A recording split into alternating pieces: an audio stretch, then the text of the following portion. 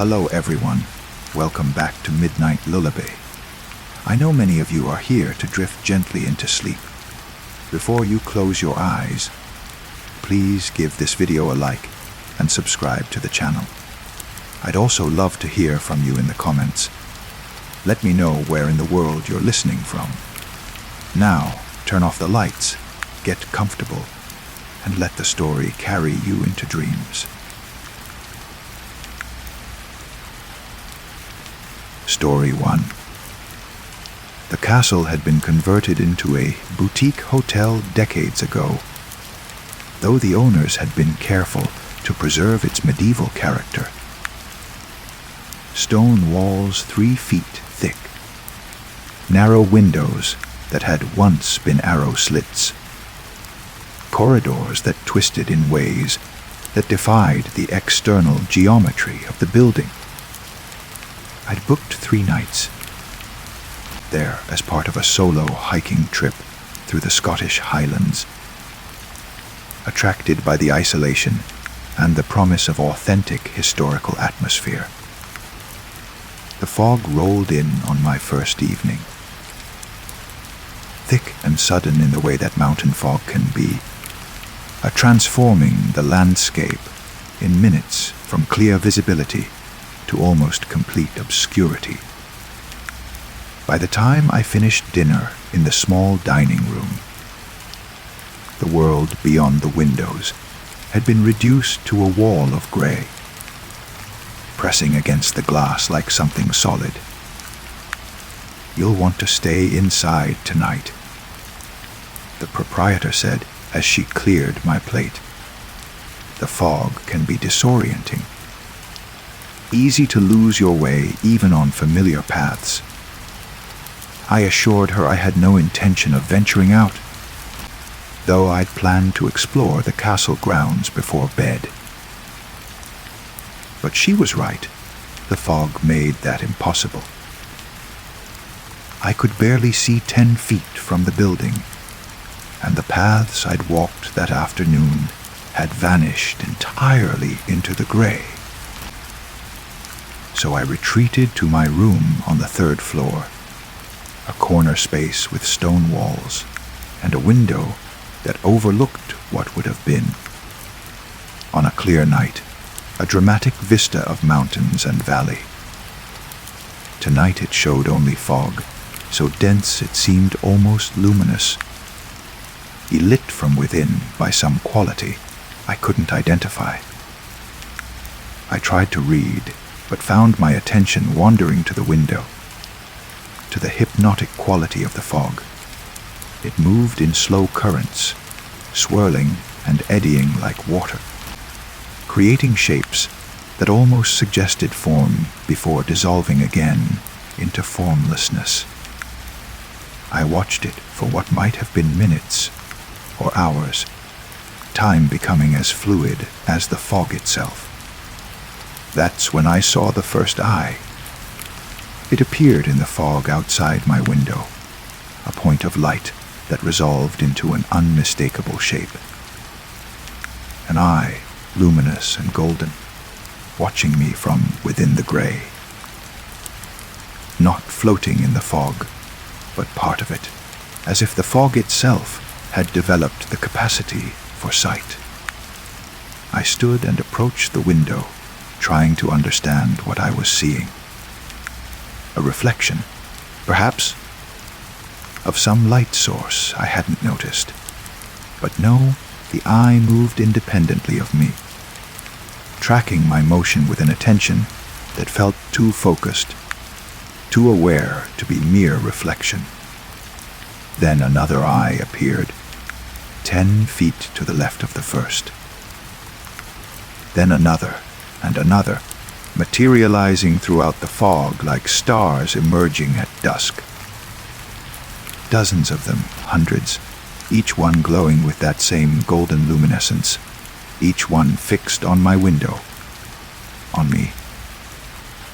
I stepped back from the glass, heart accelerating, trying to rationalize what I was seeing. Light pollution reflecting off water droplets. bioluminescent insects, though I'd never heard of such things this far north. Mass hallucination brought on by altitude, or exhaustion, or contaminated food. But the eyes remained steady and unwavering, watching with an intensity that made my skin prickle. I pulled the curtains closed, hands shaking slightly, and sat on the bed. Just fog, I told myself. Just some natural phenomenon that looked unsettling, but was ultimately harmless. I'd laugh about this in the morning. Tell it as an amusing story about how atmospheric conditions can play tricks on perception. But I could feel them still. Even with the curtains drawn, even without being able to see them, I could feel the weight of their attention. Hundreds of eyes pressed against the castle from all sides, watching, waiting for something. I decided to explore the castle rather than stay trapped in my room with that sensation. The corridors would be strange and unfamiliar, but at least they wouldn't have windows, wouldn't offer those watching eyes any way to follow me. The hallway outside my room was dimly lit, sconces casting pools of warm light that barely touched the darkness between them. The stone walls absorbed light rather than reflecting it, making the spaces feel more cave-like than architectural. I walked without clear destination, letting the castle's layout guide me, taking turns that felt random, but somehow inevitable. I passed other guest rooms, all with their doors closed, no sounds emerging to indicate occupancy. The proprietor had mentioned the hotel wasn't full, only 3 rooms occupied, including mine. But the silence felt more absolute than that, as if I was alone in the building, alone with stone and fog, and those watching eyes.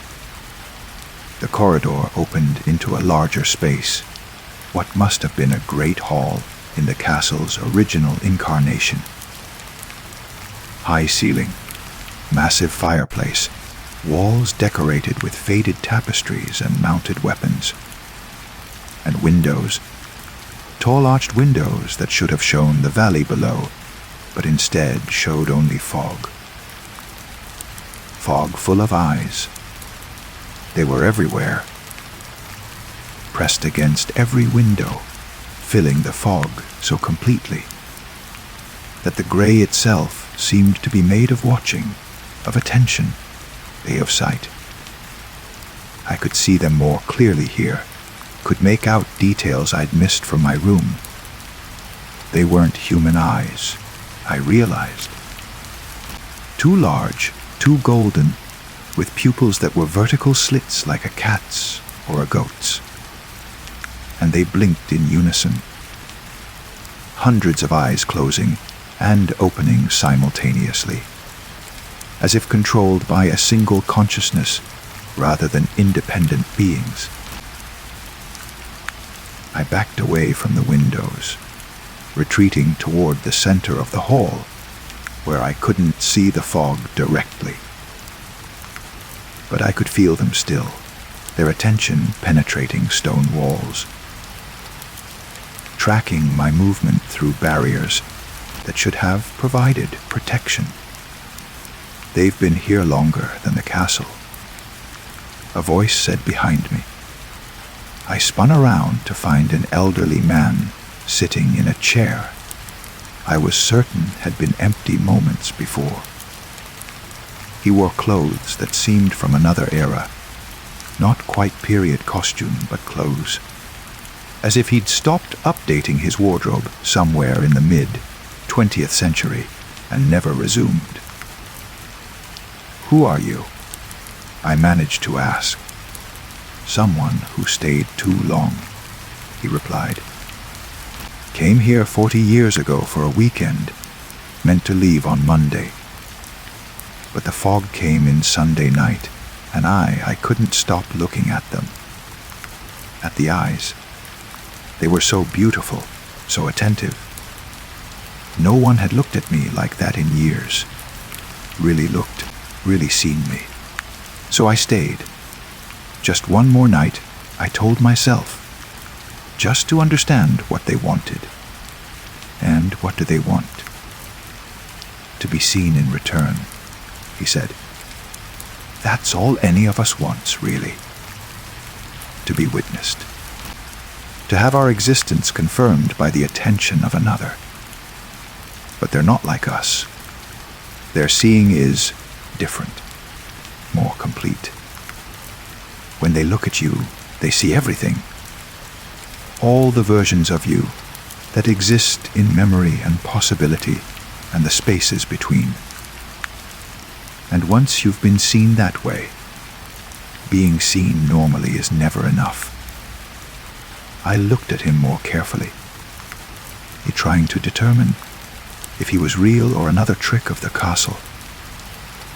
Another manifestation of whatever was happening here.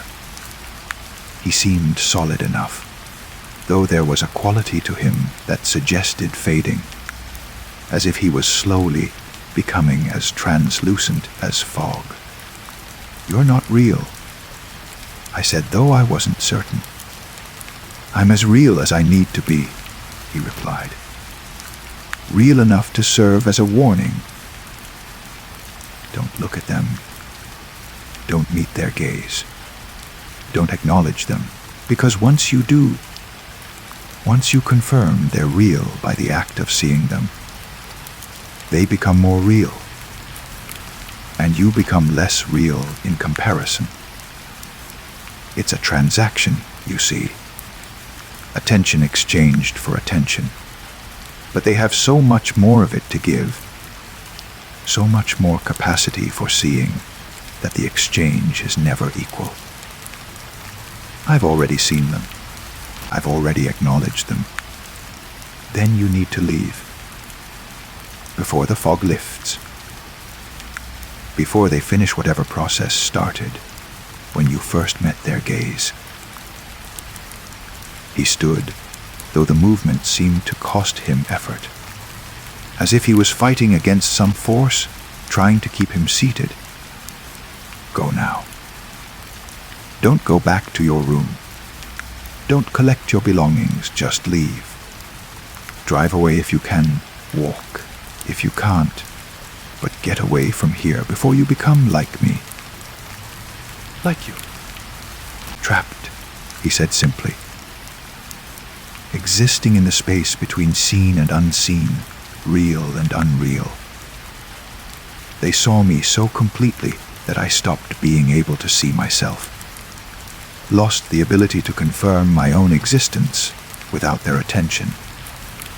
And now I'm here, not quite present, not quite absent, waiting for the fog to claim me entirely.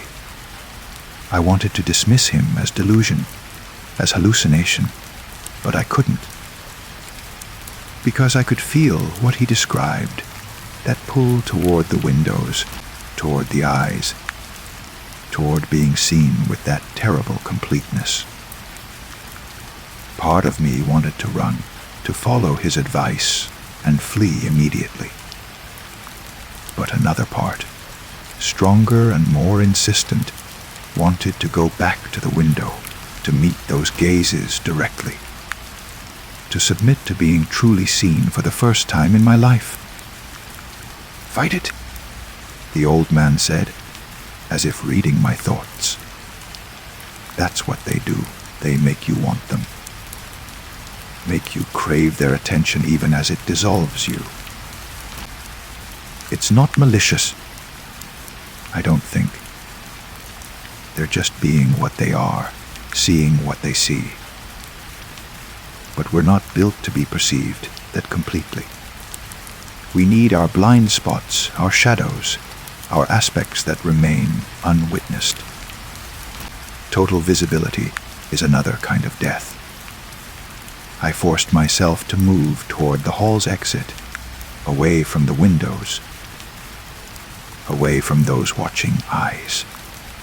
Each step required conscious effort, as if I was walking against a current that wanted to pull me back, to hold me in place until the eyes finished their work. The fog will lift at dawn. The old man called after me. If you can resist until then, if you can avoid looking at them directly, you might still escape. But don't go near the windows. Don't let them complete the circuit of seeing and being seen. I didn't look back. Didn't ask what would happen to him when the fog lifted, or if it ever lifted for someone who'd been here 40 years. I just moved through the corridors, navigating by instinct more than memory, trying to find my way to the main entrance, to the outside world, to escape. But the castle had changed. Corridors that should have been familiar twisted in new configurations. Doorways opened onto rooms I hadn't seen before, spaces that couldn't possibly fit within the building's exterior dimensions. And everywhere, on every wall, eyes were beginning to appear.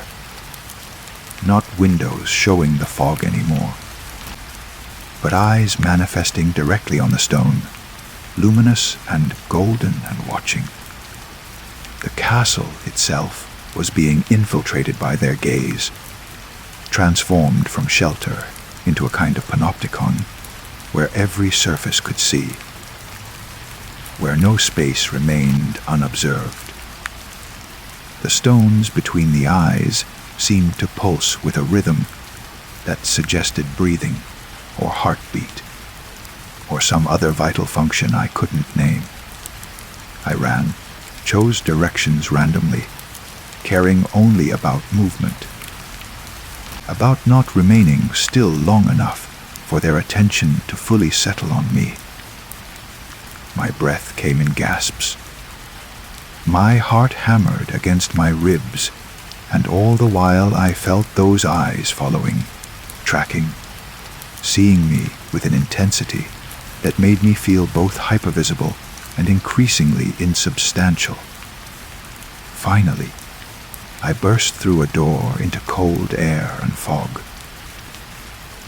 I'd found an exit, not the main entrance, but some side door I didn't remember passing. I was outside the castle, standing on stone. That must have been a terrace or battlement, surrounded on all sides by fog full of eyes. They were closer now, pressing in from every direction, and I could see what existed behind the eyes. Not creatures exactly, but presences, consciousnesses that existed in a form I couldn't quite parse. They were the fog, and in the fog, and made of fog. Their eyes the only part of themselves that could resolve into form humans could perceive. And they weren't malevolent. That was the terrible thing. They weren't attacking or threatening or trying to harm me. They were just looking, just seeing, just paying attention with an intensity we're not equipped to receive. Like ants beneath a magnifying glass, dying not from any hostile intent, but simply from being too thoroughly observed. I closed my eyes, remembering the old man's warning. Don't look at them. Don't complete the circuit. But it was too late. I realized. I'd already looked, already acknowledged them, already begun the process of being seen so completely that my own reality was dissolving. I could feel it happening. Sense my substance bleeding away under the pressure of so much attention. My memories were becoming vague. My sense of self fragmenting, my connection to my own identity, weakening with each moment I remained in their gaze. I was being perceived so thoroughly that there was no space left for self-perception, no perspective from which I could observe myself and confirm my own existence. "I don't consent," I said aloud, though I wasn't sure who I was speaking to. "I don't consent to being seen this way. I don't consent to dissolving."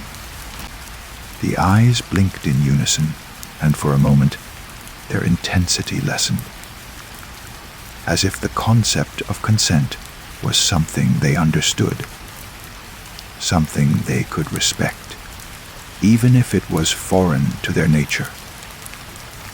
"I acknowledge that you're here," I continued, keeping my eyes closed, speaking to presences I could feel but couldn't safely look at.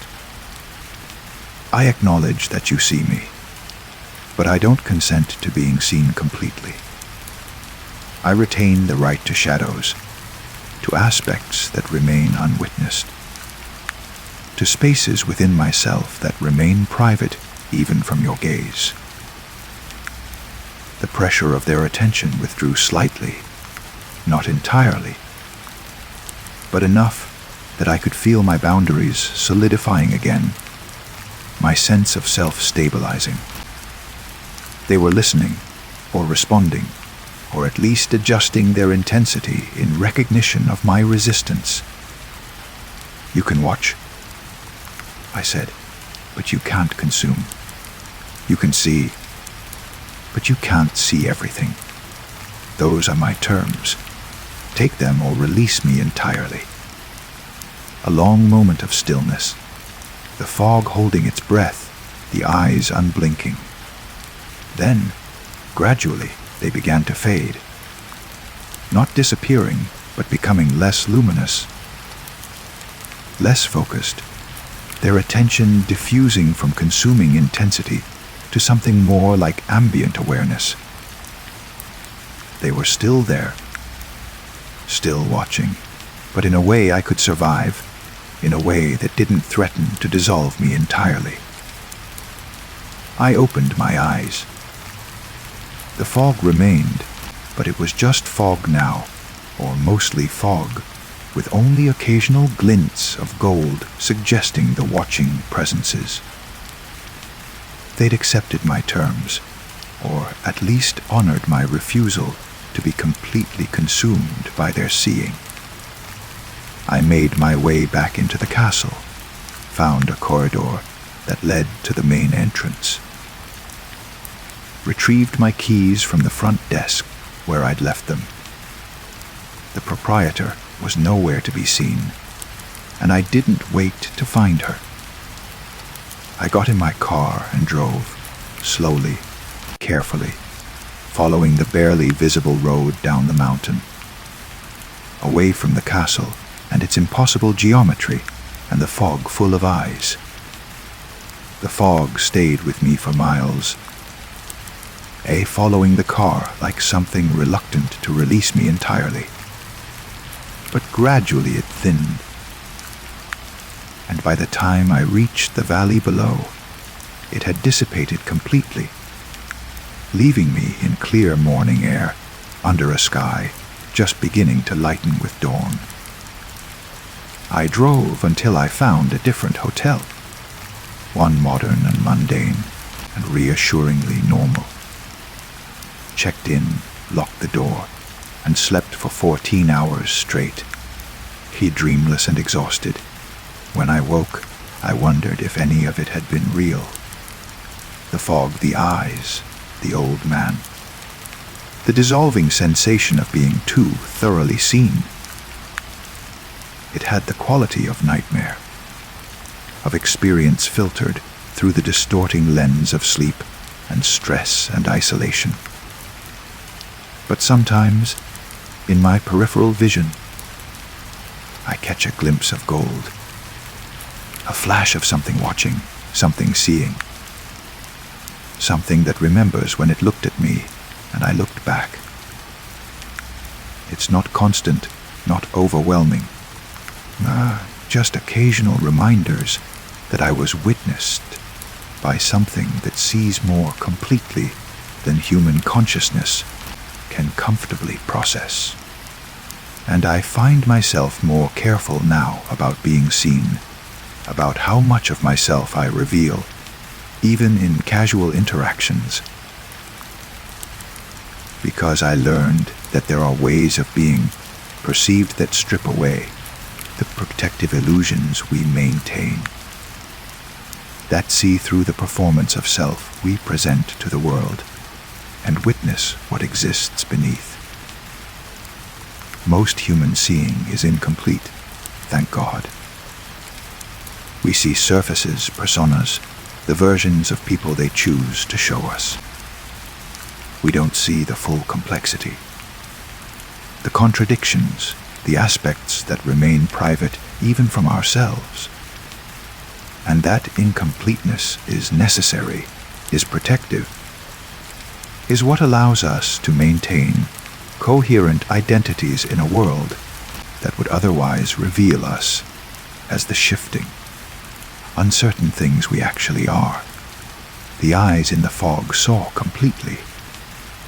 And complete seeing, I learned, is a kind of violence, not intended as such, but violent nonetheless in its refusal to allow shadows, to permit the unwitnessed aspects that make individual existence possible.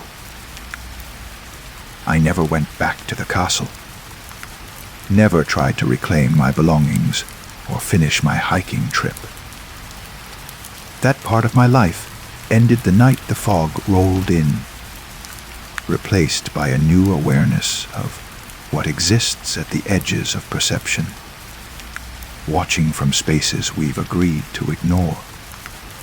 The old man is probably still there. If he exists at all in any form, we'd recognize as existence, trapped in that space between seen and unseen, waiting for the fog to claim him, entirely or for enough resistance to accumulate that he can solidify again into something definite. I think about him sometimes, wonder if I could have helped him, if there was a way to pull him back from the edge of dissolution. But I suspect he'd gone too far, had spent too long in their attention, had accepted being seen so completely that he'd lost the ability to see himself. I retained that ability, barely, by refusing consent at the critical moment, by insisting on my right to shadows, to unwitnessed aspects, to parts of myself that remain private, even from cosmic attention. It's a right I defend now, carefully, constantly, because I know what waits in the fog, in the spaces between perception and reality. I know that there are forms of consciousness that perceive more thoroughly than we can survive being perceived. And I know that sometimes on nights when fog rolls in thick and sudden, if you look carefully at the gray pressing against your windows, you might see them. The eyes, golden and luminous and watching, seeing you so completely that you begin to doubt your own reality. Don't look back. Don't complete the circuit. Don't consent to being seen that way. Some attention is too much to survive. Some seeing dissolves what it perceives. And some fog is full of eyes that have been watching long before castles were built, long before humans learned to look back. They're still there, still watching, still waiting for someone to meet their gaze and forget how to look away. Don't be that someone. Keep your shadows.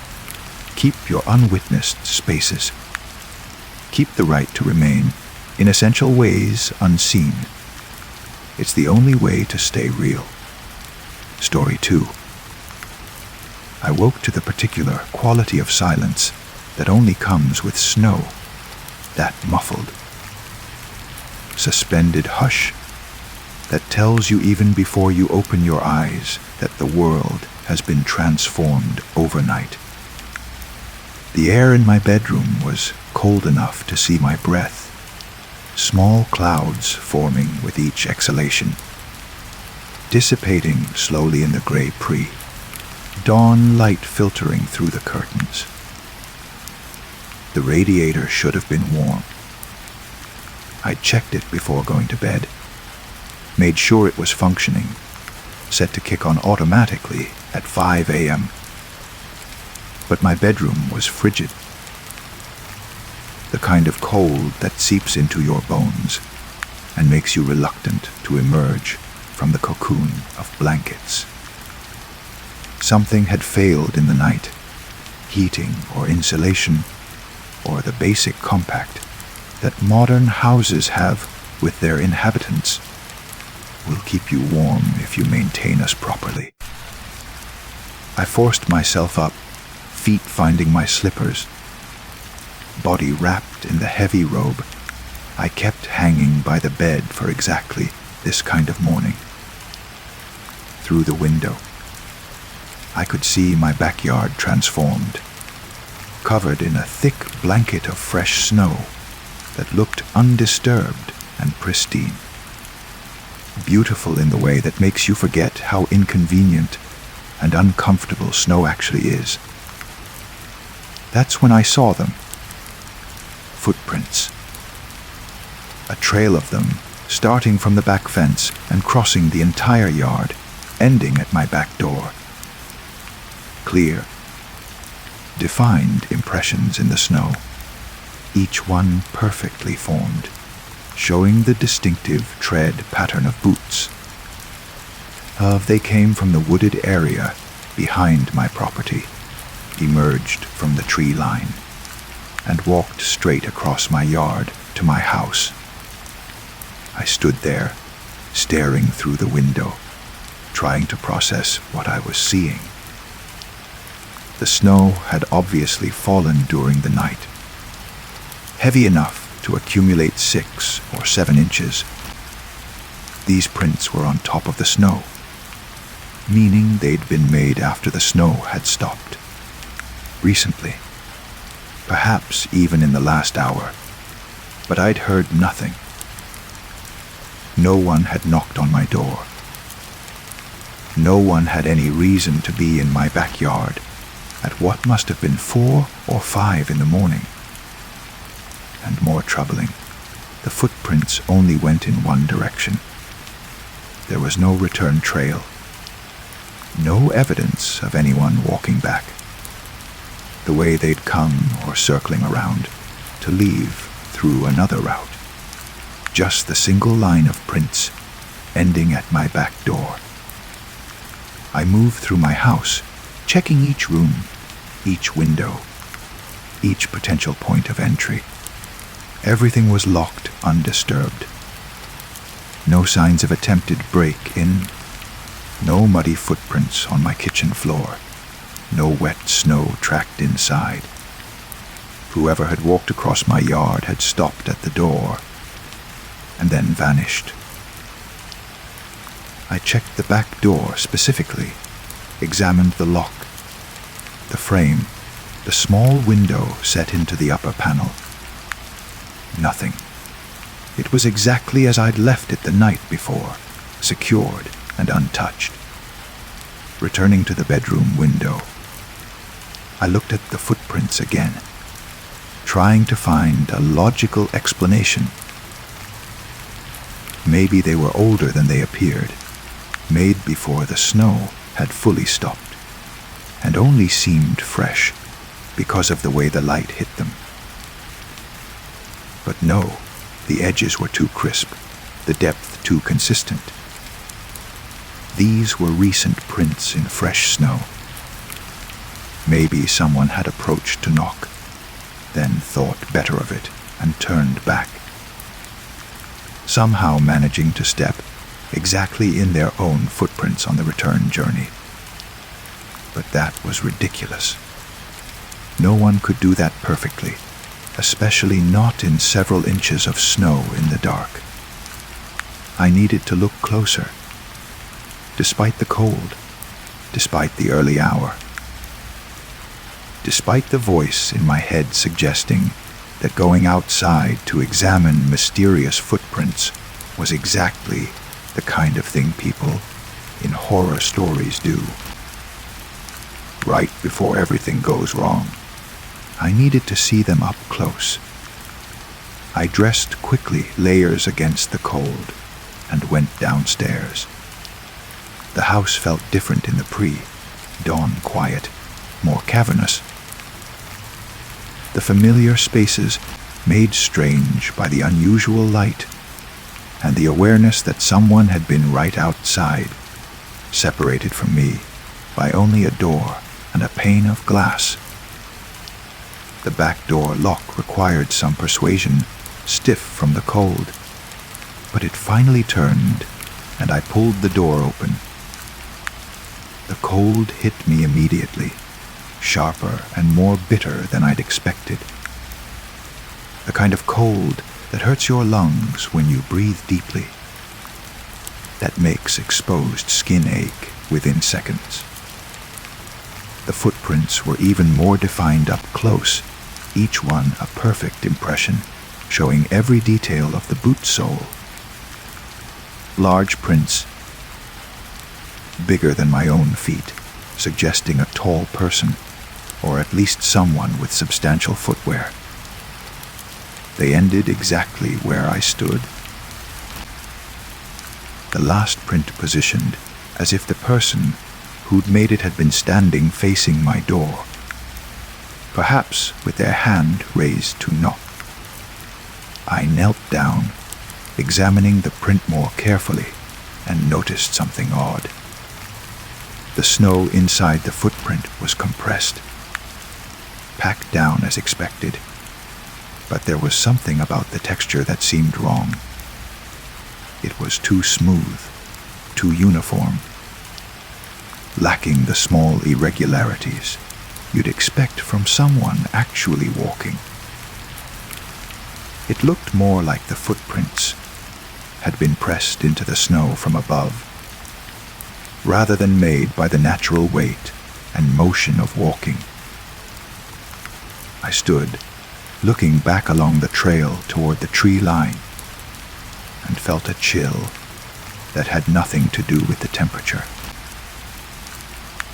The spacing of the prints was absolutely regular, each one exactly the same distance from the next.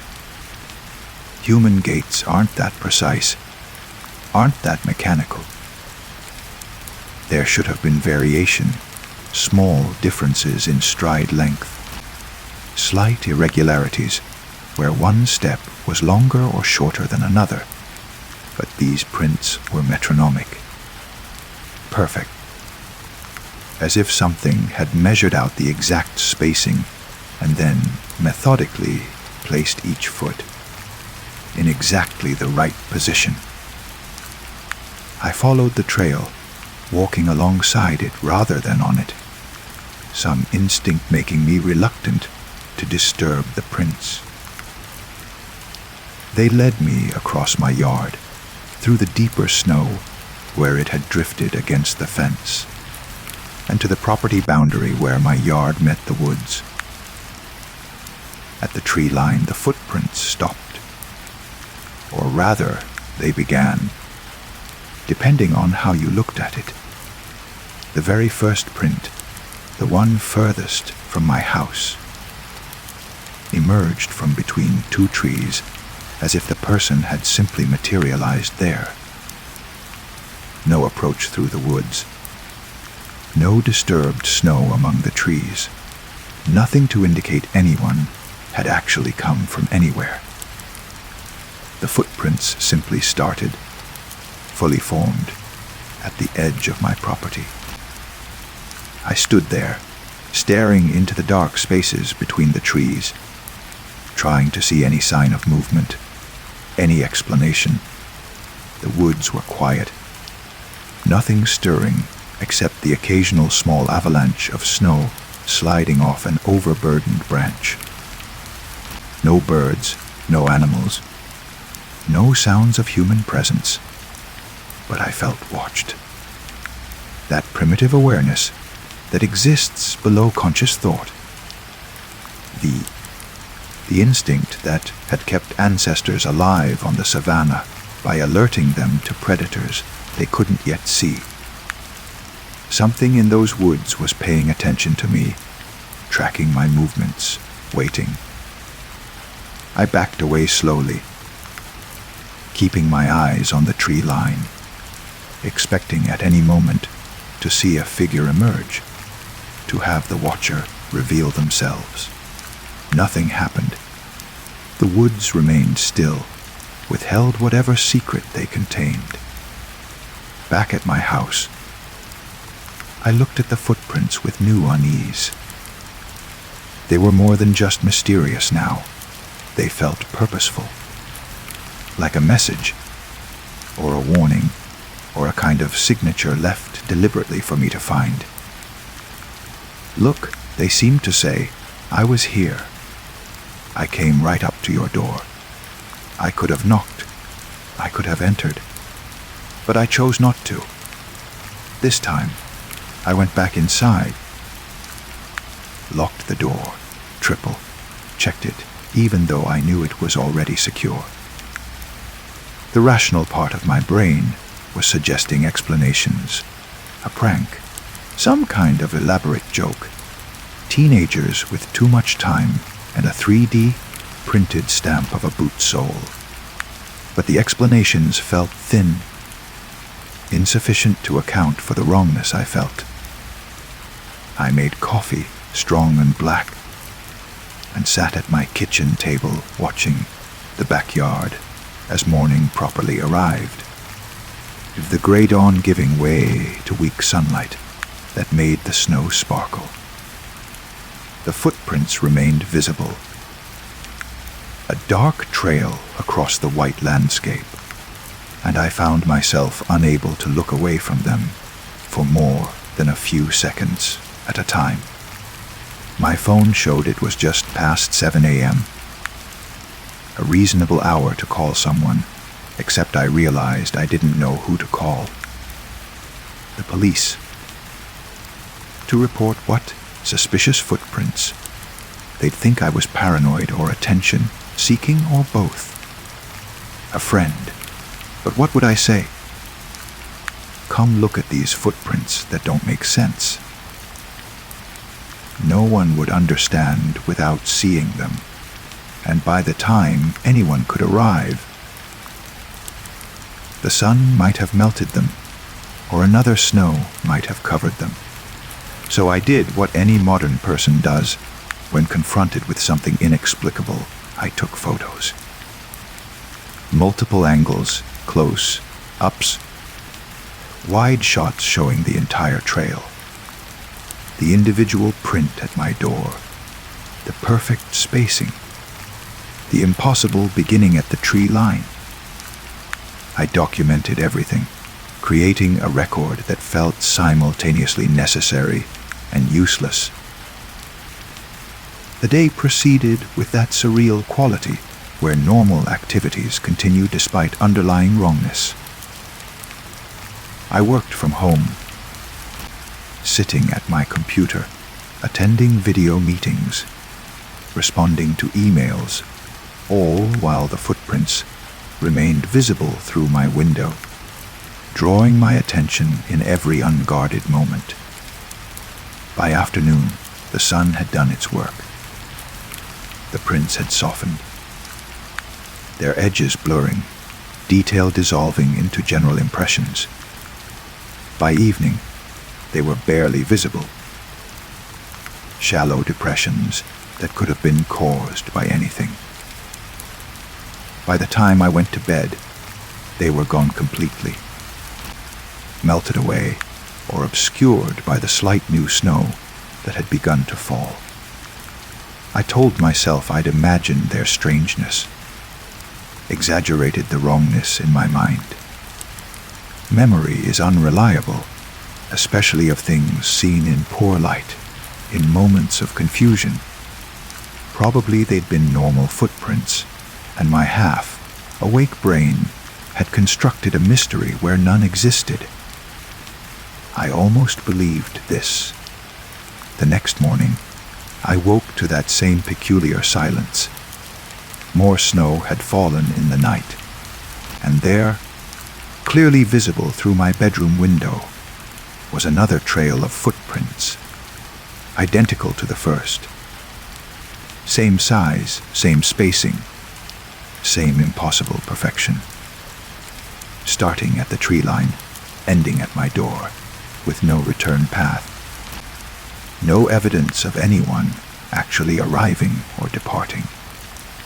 I stayed in bed longer than I should have, staring at the ceiling, trying to decide what to do. Part of me wanted to ignore them, to pretend I hadn't seen them, to go about my day and let them melt away unexamined. But I knew I couldn't. Whatever was happening, whatever was creating these trails, it wasn't finished. The repetition made that clear. This wasn't a one-time occurrence or a random prank. This was deliberate, sustained, escalating. I got up, dressed, went outside. The prints were exactly as they'd been before, metronomically spaced, ending at my door, beginning from nothing at the tree line. But there was one difference. The final print, the one right at my back door, was deeper than the others, as if whatever had made it had stood there longer, pressing down harder, waiting. Or as if it was heavier than before, as if each night it was becoming more solid, more real, more present. I looked at the woods, and this time I was certain. Something was looking back. I couldn't see it, couldn't point to any specific location or shape, but the sensation was undeniable. Attention, focused and unwavering, coming from somewhere in those dark spaces between the trees. "What do you want?" I called out, my voice sounding thin and small in the cold air. No response. Just the silence of snow and woods and morning. I went back inside, and this time I called someone. An old friend from college who'd always been interested in the paranormal, in unexplained phenomena. The kind of person who read books about cryptids and urban legends and strange occurrences with genuine enthusiasm rather than ironic detachment. Document everything. He said after I'd explained. Photos, journal entries, exact times and conditions. If it keeps happening, you'll want a record. And maybe, I don't know, set up a camera. See if you can capture whatever's making the prints. It was practical advice, but it made everything feel more real, more serious. Acknowledgement that yes, this was strange. Yes, this warranted investigation. I wasn't being paranoid or foolish. I set up my laptop on the kitchen counter, angled it so the camera could see the backyard through the window, and set it to record overnight. It wouldn't capture great footage through glass in low light, but it might catch something. Movement, a shape, some evidence of what was creating the trails. That night, I barely slept. Every small sound seemed magnified, potentially significant. The house settling, branches scraping against the roof, the wind pushing snow against the windows. All of it could have been something more, something approaching, something finally deciding to do more than leave footprints. Morning came, gray and cold, and before I even got out of bed, I knew what I'd see through the window. The footprints were there, 3rd day in a row. Same trail, same spacing, same impossible precision. I checked the laptop recording, scrubbing through hours of footage, showing nothing but my snow-covered yard, dim and grainy in the infrared night vision mode. Nothing moved, nothing approached, nothing walked across the snow. But the footprints were there. In the video, they simply appeared, present in one frame when they hadn't been in the previous frame, as if the camera had blinked and missed something fundamental. I watched that moment over and over, the transition from pristine snow to marked snow, trying to see what I'd missed. But there was nothing. 1 second unmarked, the next second marked. No process, no movement, no actual walking. Just the result. The evidence without the action that should have created it. That's not possible, I said aloud, to myself, to the empty house, to whatever might be listening. But it was possible because it had happened, was happening, would continue to happen unless something changed. I went outside again, followed the trail to the tree line again, stood in the same spot looking into the woods. The sense of being watched was stronger now, more immediate. And for the first time, I felt something else. An invitation, maybe, or a challenge. Come further, the woods seemed to say. Follow the footprints back to their source. Find out what's making them. Find out what wants you to know it's here. I took 1 step past the property line, into the trees, and the temperature dropped noticeably. Not natural cold, but something else, something wrong. The air felt thick, resistant, like walking through water. The light seemed dimmer, despite it being the same time of day, the same weather. Everything was muted, the colors desaturated, the sounds distant. I took another step, then another, pushing through that strange resistance. The woods shouldn't have been this dense, this dark. I knew this area, had walked these trails before, but now they felt different. The older, less familiar. As if I'd stepped not just past my property boundary, but past some other kind of boundary, into a version of the woods that existed adjacent to the normal one. Something moved ahead of me, just out of clear sight. A shape among the trees, tall and dark and wrong in ways I couldn't articulate. Not moving the way things should move. Not quite solid, not quite shadow. I stopped, breath caught, every instinct screaming at me to run, to get back to my house, to safety, to the world that made sense. The shape stopped too, watching me, waiting, and I understood with sudden terrible clarity that this had always been building to this moment. The footprints were never meant to frighten me away. They were meant to draw me in, to bring me here, to this place, to this meeting. I should have run. I tell myself now that I should have run. But instead, I spoke. What do you want? The shape moved closer, and the world seemed to tilt, reality bending in ways that made my stomach lurch. When it answered, the voice came from inside my head, not through my ears, to be remembered. I don't know you, I said, though even as I said it, I felt uncertainty, Did I know this thing? Had I known it? Was there some connection I'd forgotten? Some agreement I'd made and failed to honor?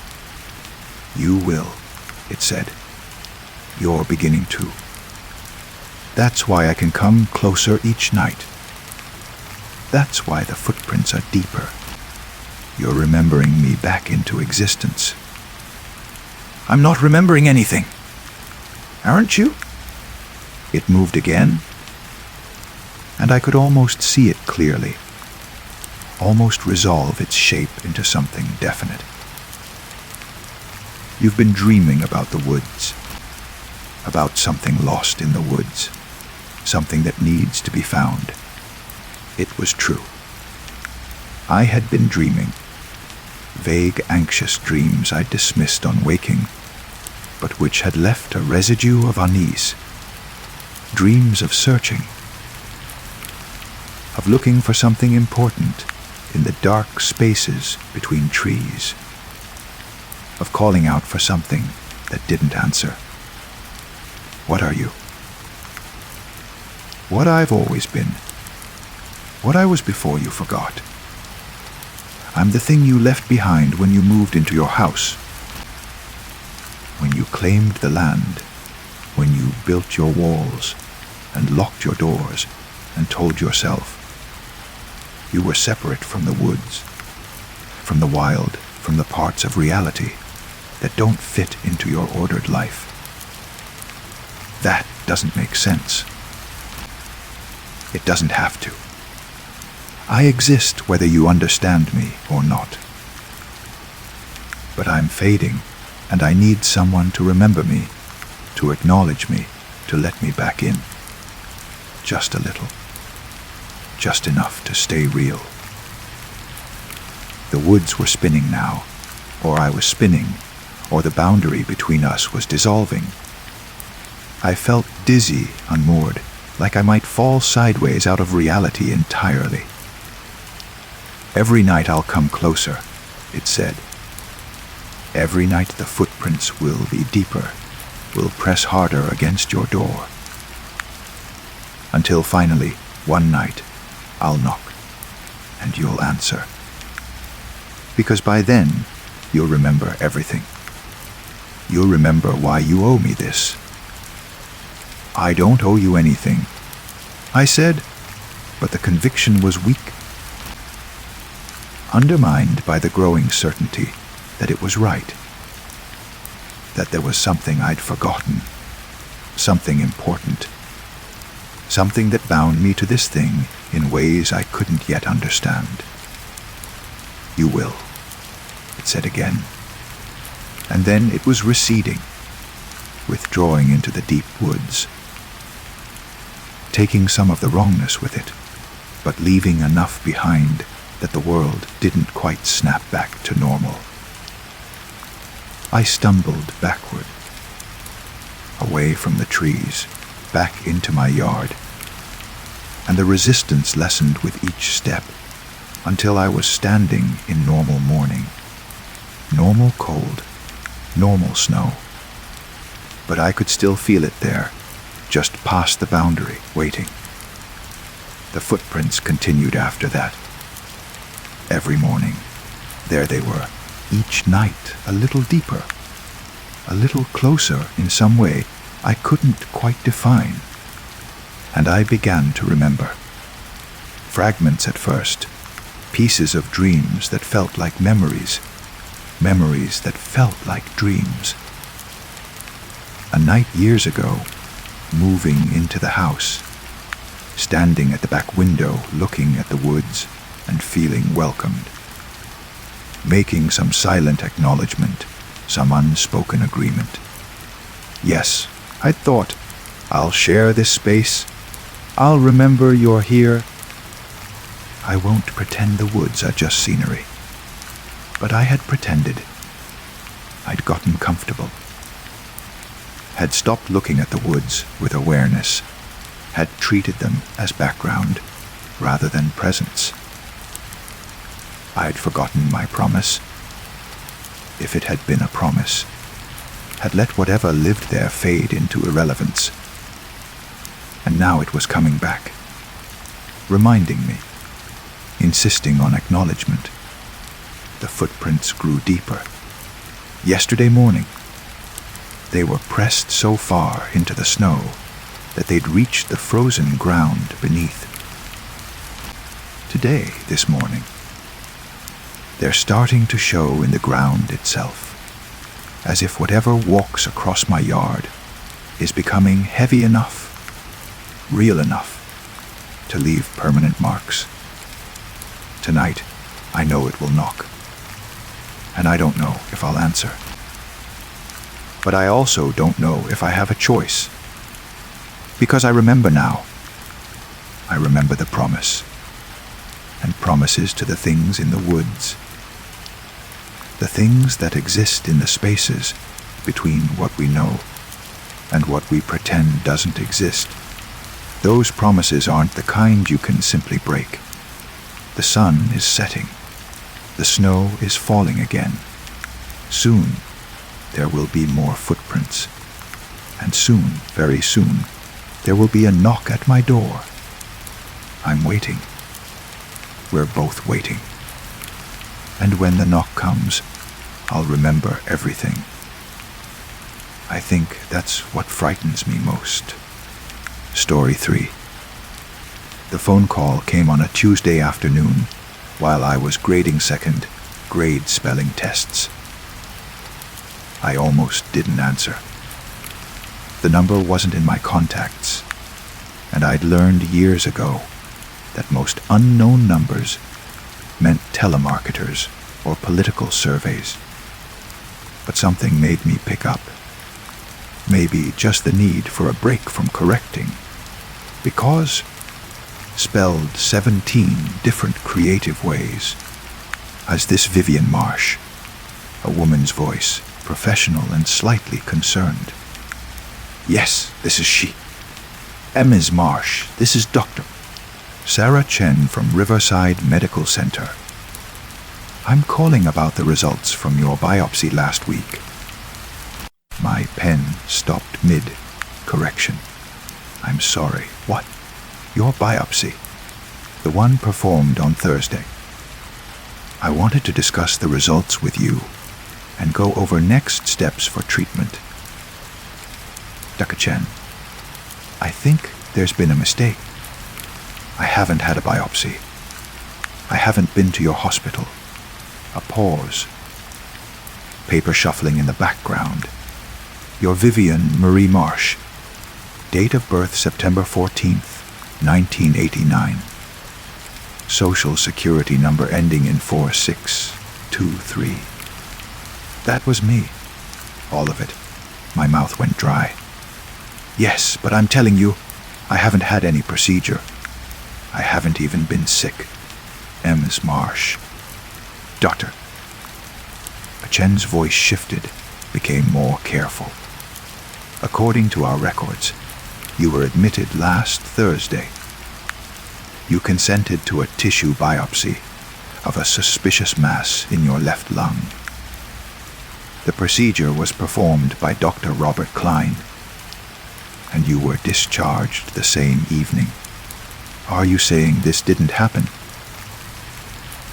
I'm saying I was teaching second graders last Thursday. All day. I've never had lung issues. I don't smoke.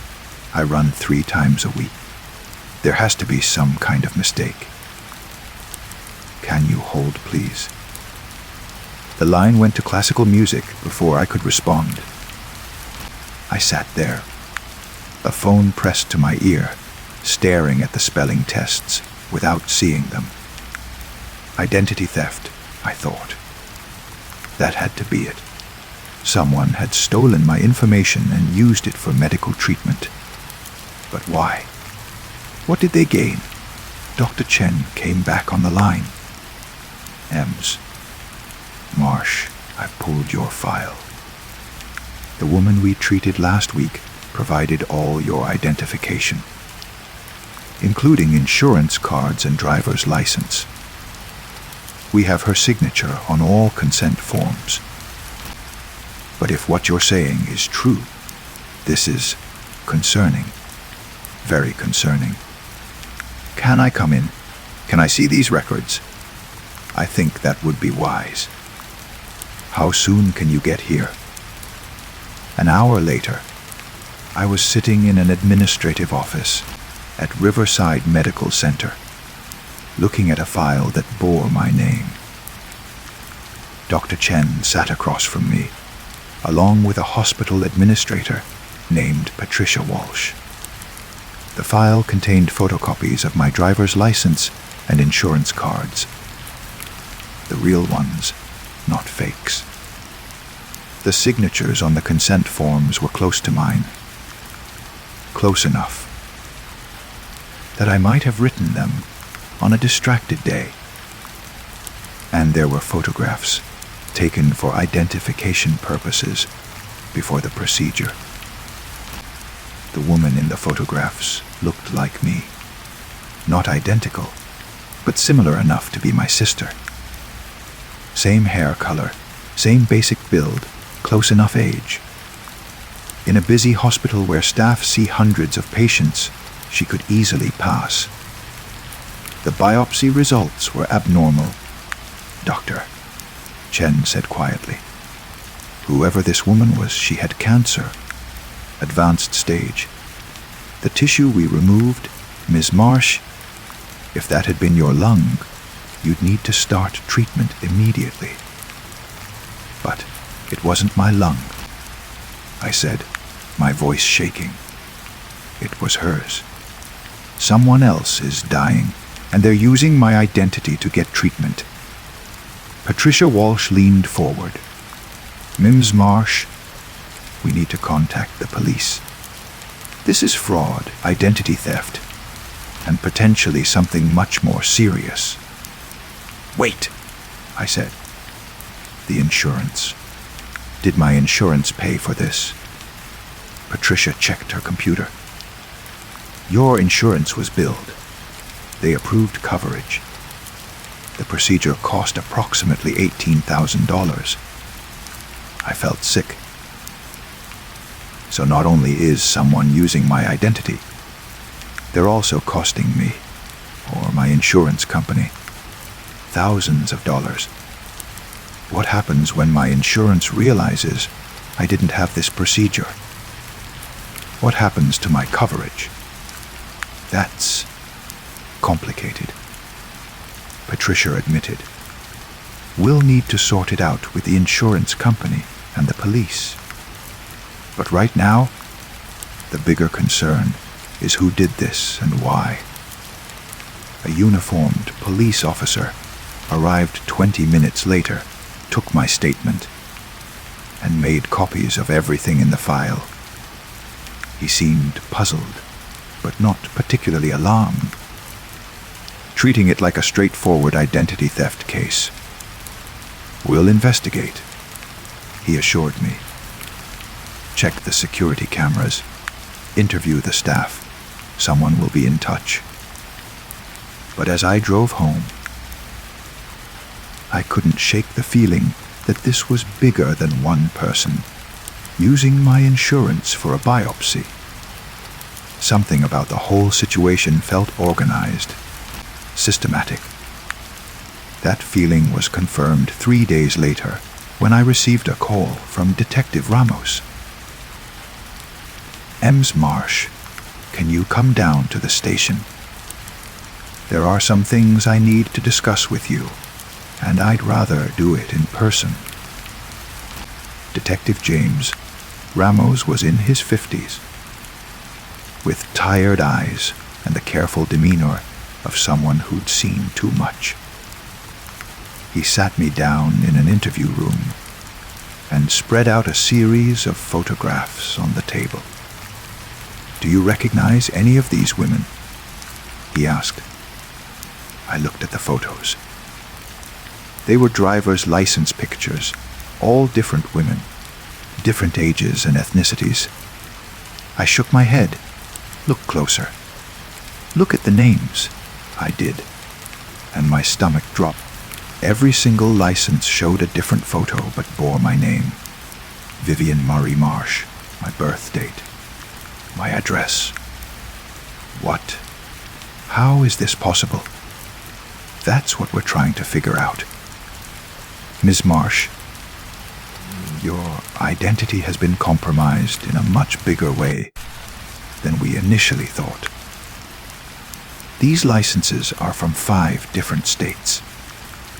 They've all been used in the past 18 months for various medical procedures, surgeries, treatments, prescriptions, all billed to different insurance companies, but all under your name and social security number.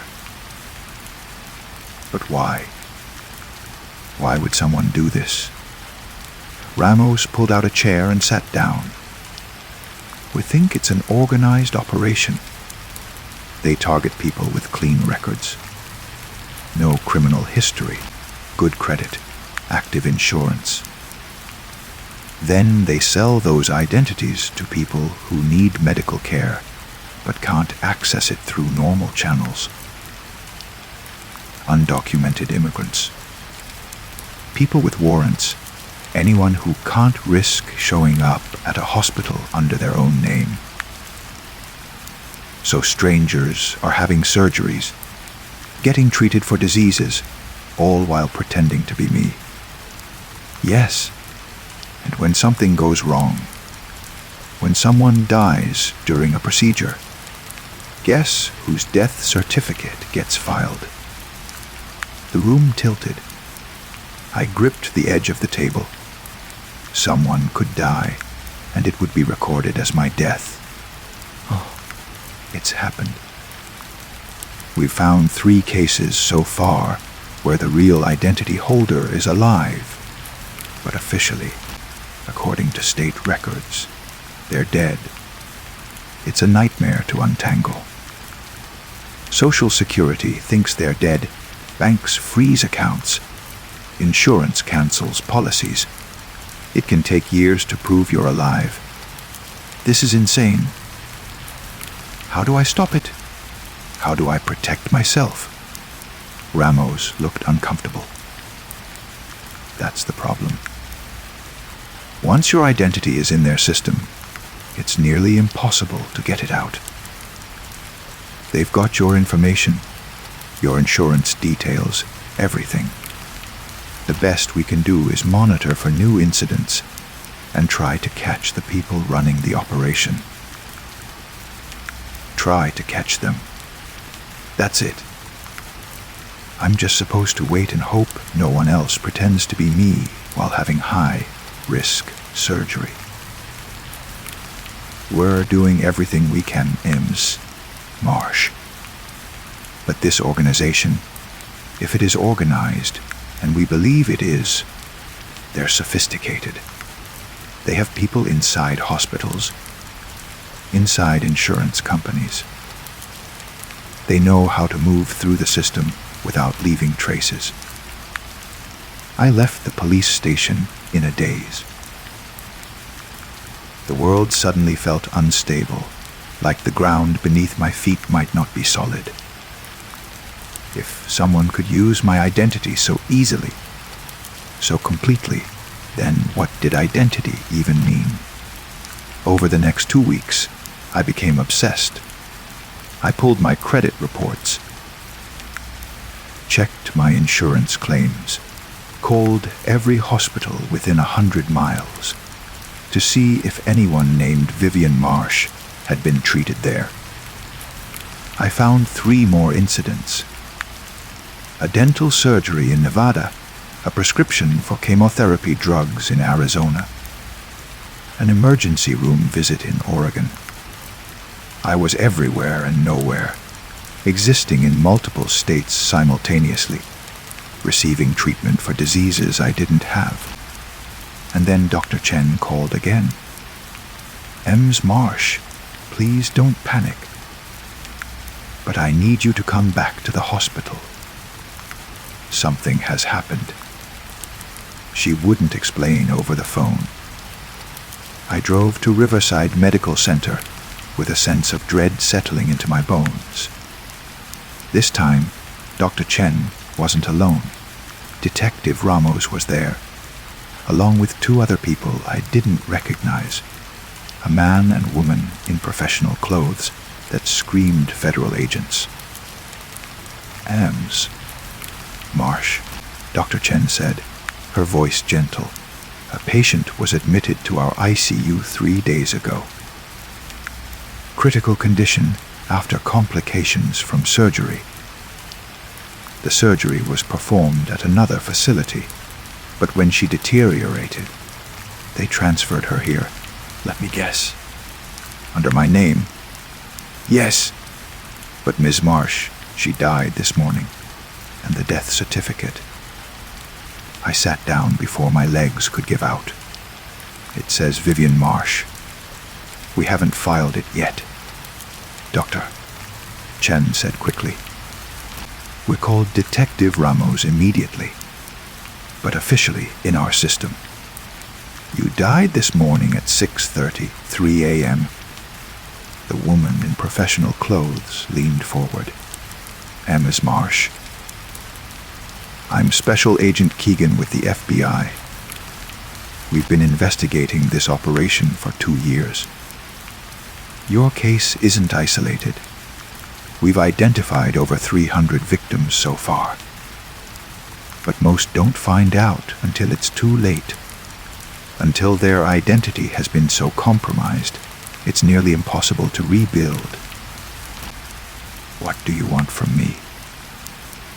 My voice sounded far away, like it belonged to someone else. Maybe it did. Maybe I wasn't Vivian Marsh anymore. Maybe that person had become a ghost, scattered across a dozen hospital records and death certificates. "We want your help," Agent Keegan said. "One of the people we've been monitoring, a doctor who we believe is deeply involved in this operation, works here at Riverside. Dr. Robert Klein. He performed the initial biopsy under your name, and we believe he was also involved in the surgery that led to this woman's death." "The one who died," I said slowly. "Can I see her?" They exchanged glances. "Ms. Marsh, I'm not sure that's..." "She died with my name.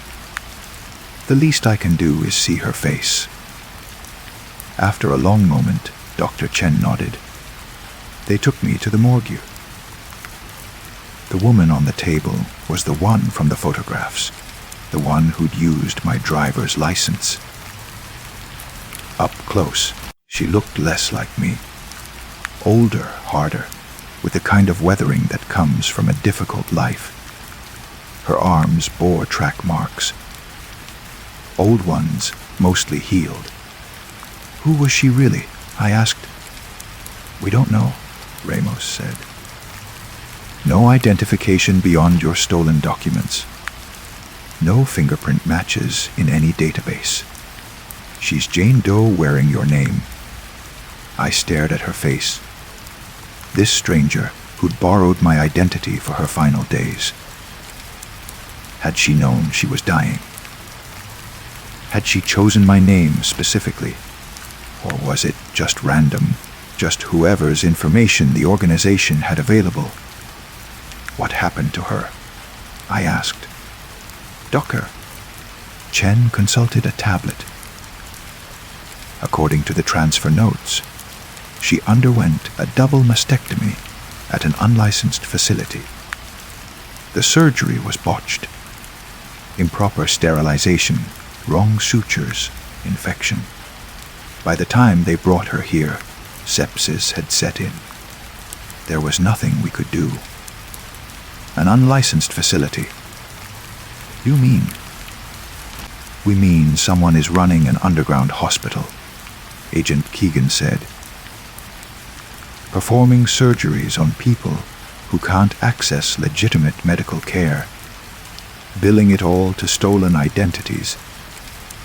And when things go wrong, they dump the patients at real hospitals. We've found evidence of at least 2 such facilities in this state alone. And you want me to help you catch them?" I looked at the woman on the table again. How? Dr. Klein has been flagged. Agent Keegan said, "We believe he's part of the intake process. He helps identify patients, facilitates the identity theft, provides medical guidance to the underground facilities. But we need evidence. We need someone on the inside. You want me to confront him. We want you to make an appointment. Come in for a routine checkup.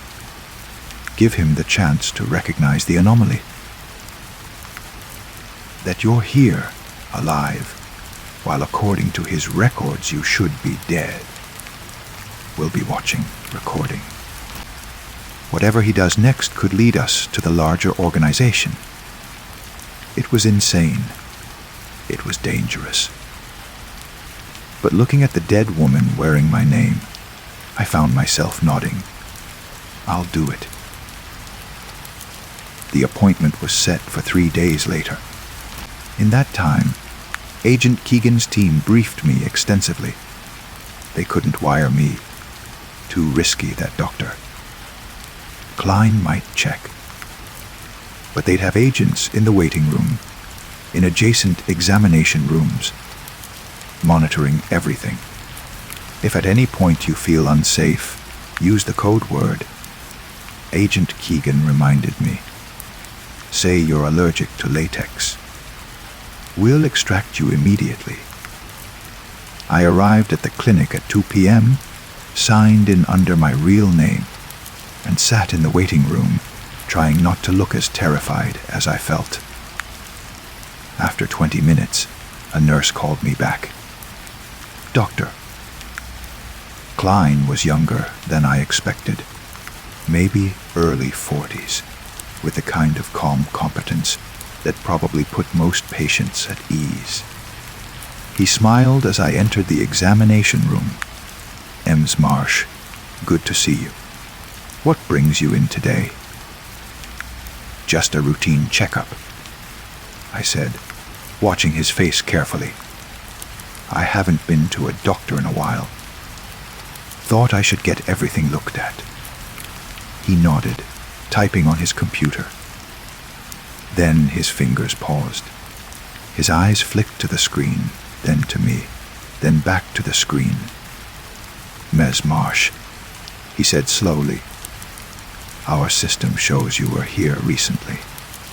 Last month for a biopsy. That's actually why I wanted to come in," I said, my heart pounding. I received a call about a biopsy I never had.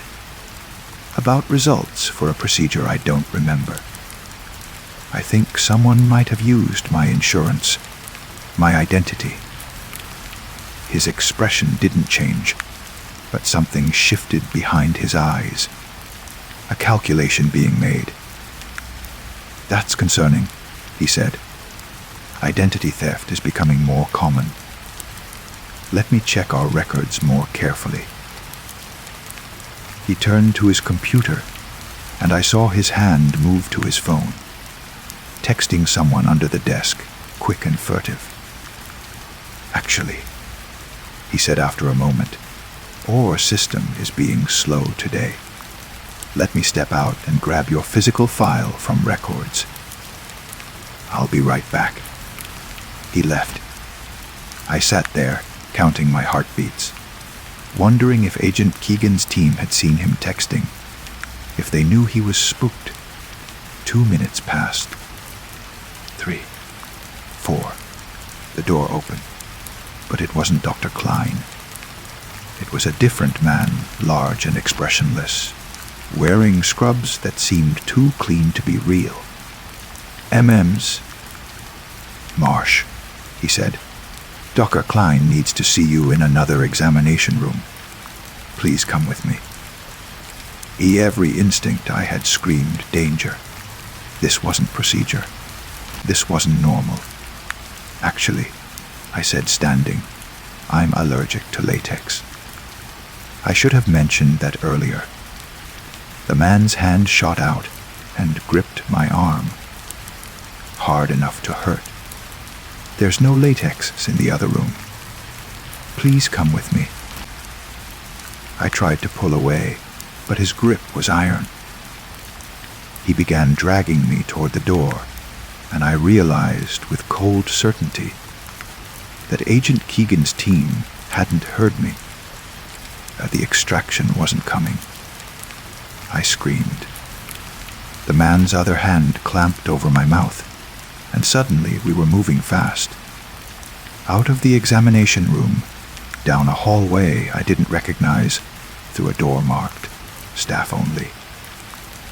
Behind us, I heard shouts, running footsteps. But we were already through another door, into what looked like a service corridor. The man pulled out a phone. "We're compromised," he said, bringing the target to secondary. "Prepare for immediate transfer." Target. I was the target now. We burst through a fire exit into an alley. A white van waited, back doors open. Another person inside, a woman with cold eyes. They were going to put me in that van, and if they did, I knew I'd disappear. I'd become another Jane Doe. Another body with someone else's name. I did the only thing I could think of. I went limp, dead weight, making myself as difficult to move as possible. The man cursed, adjusted his grip, and in that moment, I twisted and bit down on his hand as hard as I could. He yelped and released me. I ran. Behind me, shouts, footsteps. But I knew these streets. I'd taught at a school 2 blocks from here for 5 years. I cut through alleys, vaulted a fence, emerged on a busy street and ran into traffic, forcing cars to brake, causing a scene they couldn't follow me into without drawing more attention. I ran until my lungs burned, until I found a police car parked at a corner store. I pounded on the window, sobbing, and when the officer rolled it down, I gasped out, "FBI Agent Keegan. Call FBI Agent Keegan." They tried to take me. The next hours were a blur of police stations, statements, phone calls. Agent Keegan arrived, furious and relieved in equal measure. The clinic was empty when we breached it, she told me. Dr. Klein, his staff, all the files, gone. They have an extraction protocol, and you triggered it. Did you catch them? The man who grabbed me, the van. She shook her head. They abandoned the van 3 blocks away. No prints, no trace. These people are professionals, Ms. Marsh. And now they know you're working with us. What does that mean? She didn't answer immediately. When she did, her voice was heavy. It means you're not safe. They protect their operation aggressively. Another one of our witnesses, a man who testified about a similar scheme in Oregon, died in a car accident 3 weeks before the trial. Single vehicle collision, no other witnesses. You think they killed him. I think testifying against them is dangerous, and I think you being alive, able to prove you're not dead when their records say you are. You're a loose end they'll want to tie up. Detective Ramos, who'd been listening, leaned forward. There's more. We found Dr. Klein's real records, the ones he didn't delete. Ms. Marsh, you're not the only one. He has a list of 20. 3 people whose identities are currently being used. 3 of them are already officially dead. Can't you warn them? We're trying. But 2 of them, the death certificates were filed years ago. They might not even know. They might have moved, changed their lives, and somewhere in a database, they're marked as deceased. I left the police station that night with a police escort and a burner phone with Agent Keegan's direct number. They offered witness protection, but what was I protecting? My identity was already compromised, already scattered across a network I couldn't see or fight. That was 3 weeks ago. I haven't been back to my apartment. Too easy to find. I haven't been back to my job. Too predictable. I withdrew what cash I could before my accounts were flagged, and now I move every few days, staying in cheap motels, paying cash, using fake names. The irony isn't lost on me. To stay alive, I've had to become someone else. I've had to steal from Vivian Marsh, just like they did. Agent Keegan calls occasionally with updates. They raided one of the underground facilities, but it was already abandoned. They arrested 2 low-level operatives. But they're not talking. The organization has gone to ground, but they're still operating. She knows because new victims keep appearing. Yesterday, I saw a news article. A woman in Idaho had discovered someone was using her identity for medical treatment. Her name was Jennifer Scott. The article quoted her saying she felt violated, that she didn't understand how this could happen. I wanted to call her, to warn her, to tell her it was so much worse than she knew. But my burner phone has a limited number of minutes, and I'm not sure I could explain it anyway. How do you tell someone that their existence has become a commodity? A tool for people in desperate circumstances. That somewhere, someone might be dying with their name on a hospital wristband.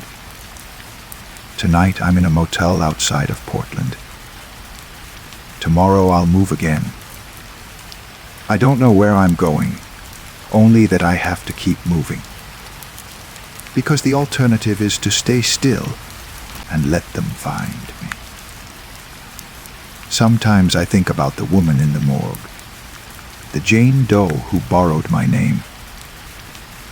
I wonder if she knew what she was part of, if she understood that her desperate need for medical care was feeding a machine that destroyed people like me. Or maybe she was a victim too, told the identity theft was victimless, that insurance companies could afford it, that no one would really be hurt. But someone is always hurt. And now that someone is me, my name is Vivian Marsh, or it was. I'm not sure what it is anymore. I'm alive, but officially I'm dead. I exist, but I've been erased. I am nowhere and everywhere. A ghost haunting the edges of a system that no longer knows what to do with me. And somewhere out there, in an unlicensed facility or a legitimate hospital, someone might be wearing my name right now.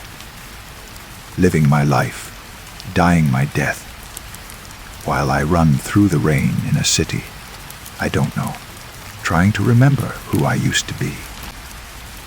The phone in my pocket buzzes.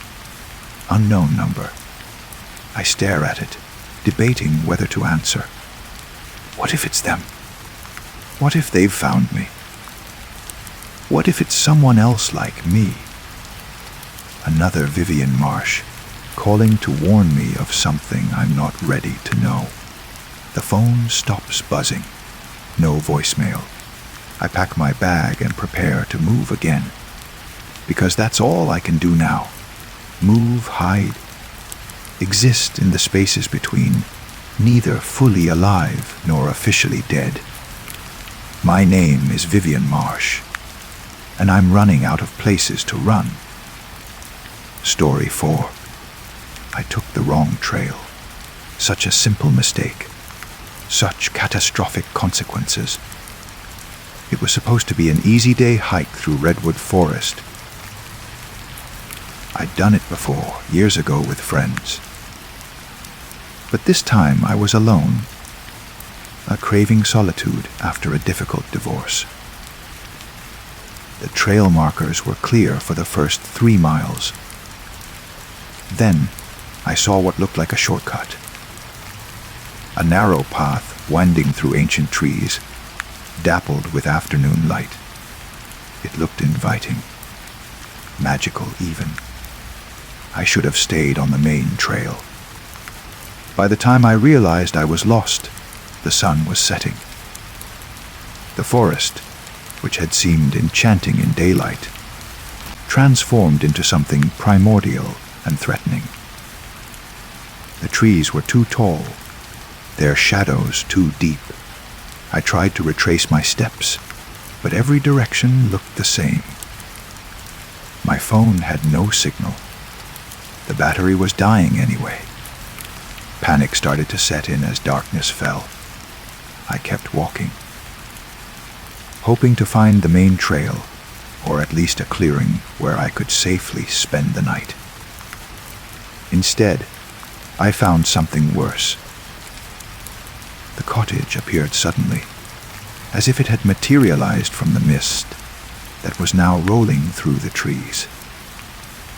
It was small, built of weathered wood that might have been charming in daylight, but looked ominous in the gathering dark. A single window glowed with warm light. Smoke curled from the chimney. I approached cautiously, every horror movie I'd ever seen playing through my mind. But what choice did I have? I was lost, cold, and the night was only getting darker. I knocked. The door opened immediately, as if she'd been waiting. She was old, impossibly old, with skin like creased paper and eyes that reflected the lamplight behind her in an unsettling way. She wore a simple dress that might have been fashionable 50 years ago. Her smile revealed too many teeth. Lost. You. Her voice was surprisingly strong, with an accent I couldn't quite place. Come in, come in. The forest is no place to be after dark. Every instinct told me to run. But where would I run to? And the cottage was warm. The smell of something baking drifting from within. Besides, she was just an old woman. What harm could she do? Thank you, I managed. I just need directions back to the main trail. I have people expecting me. A lie, but a sensible one. Of course. But first, you'll have tea. You must be exhausted. She shuffled to a small kitchen area, where a kettle was already steaming on an old wood stove. How had she known to prepare tea? The cottage interior was odd. Everything seemed both old and well preserved, as if time moved differently within its walls. There were herbs hanging from the ceiling, bottles of strange liquids on shelves, and books with cracked leather spines.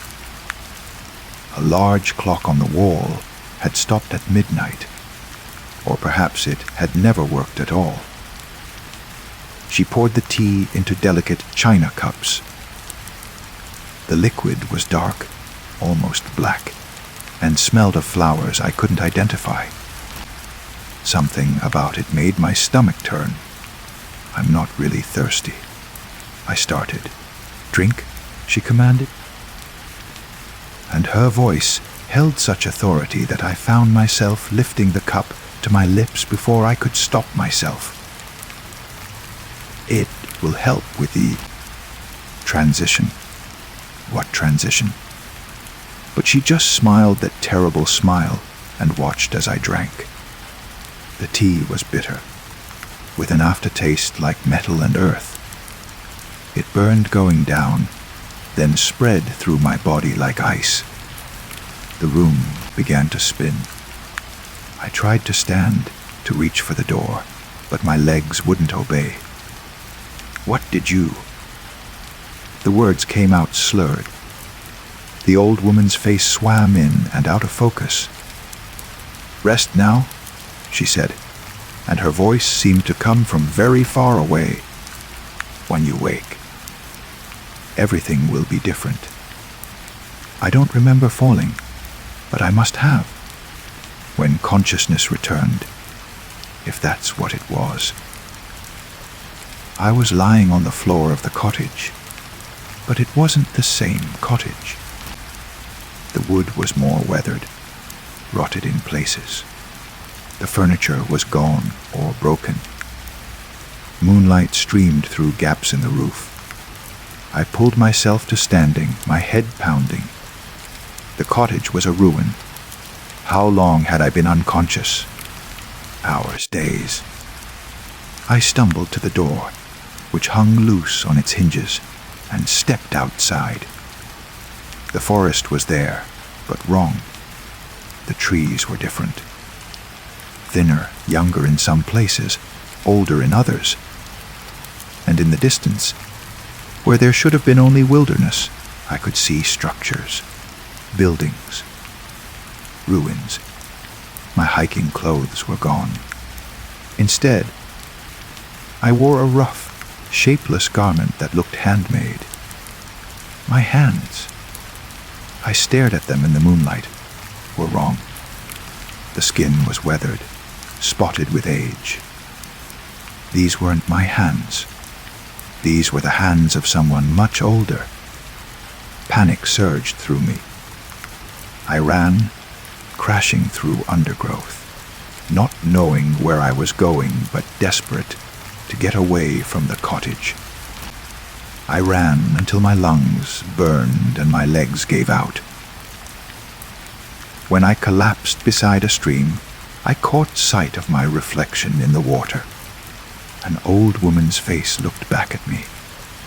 Weathered skin, deep wrinkles, eyes that were still my eyes, but set in a stranger's face.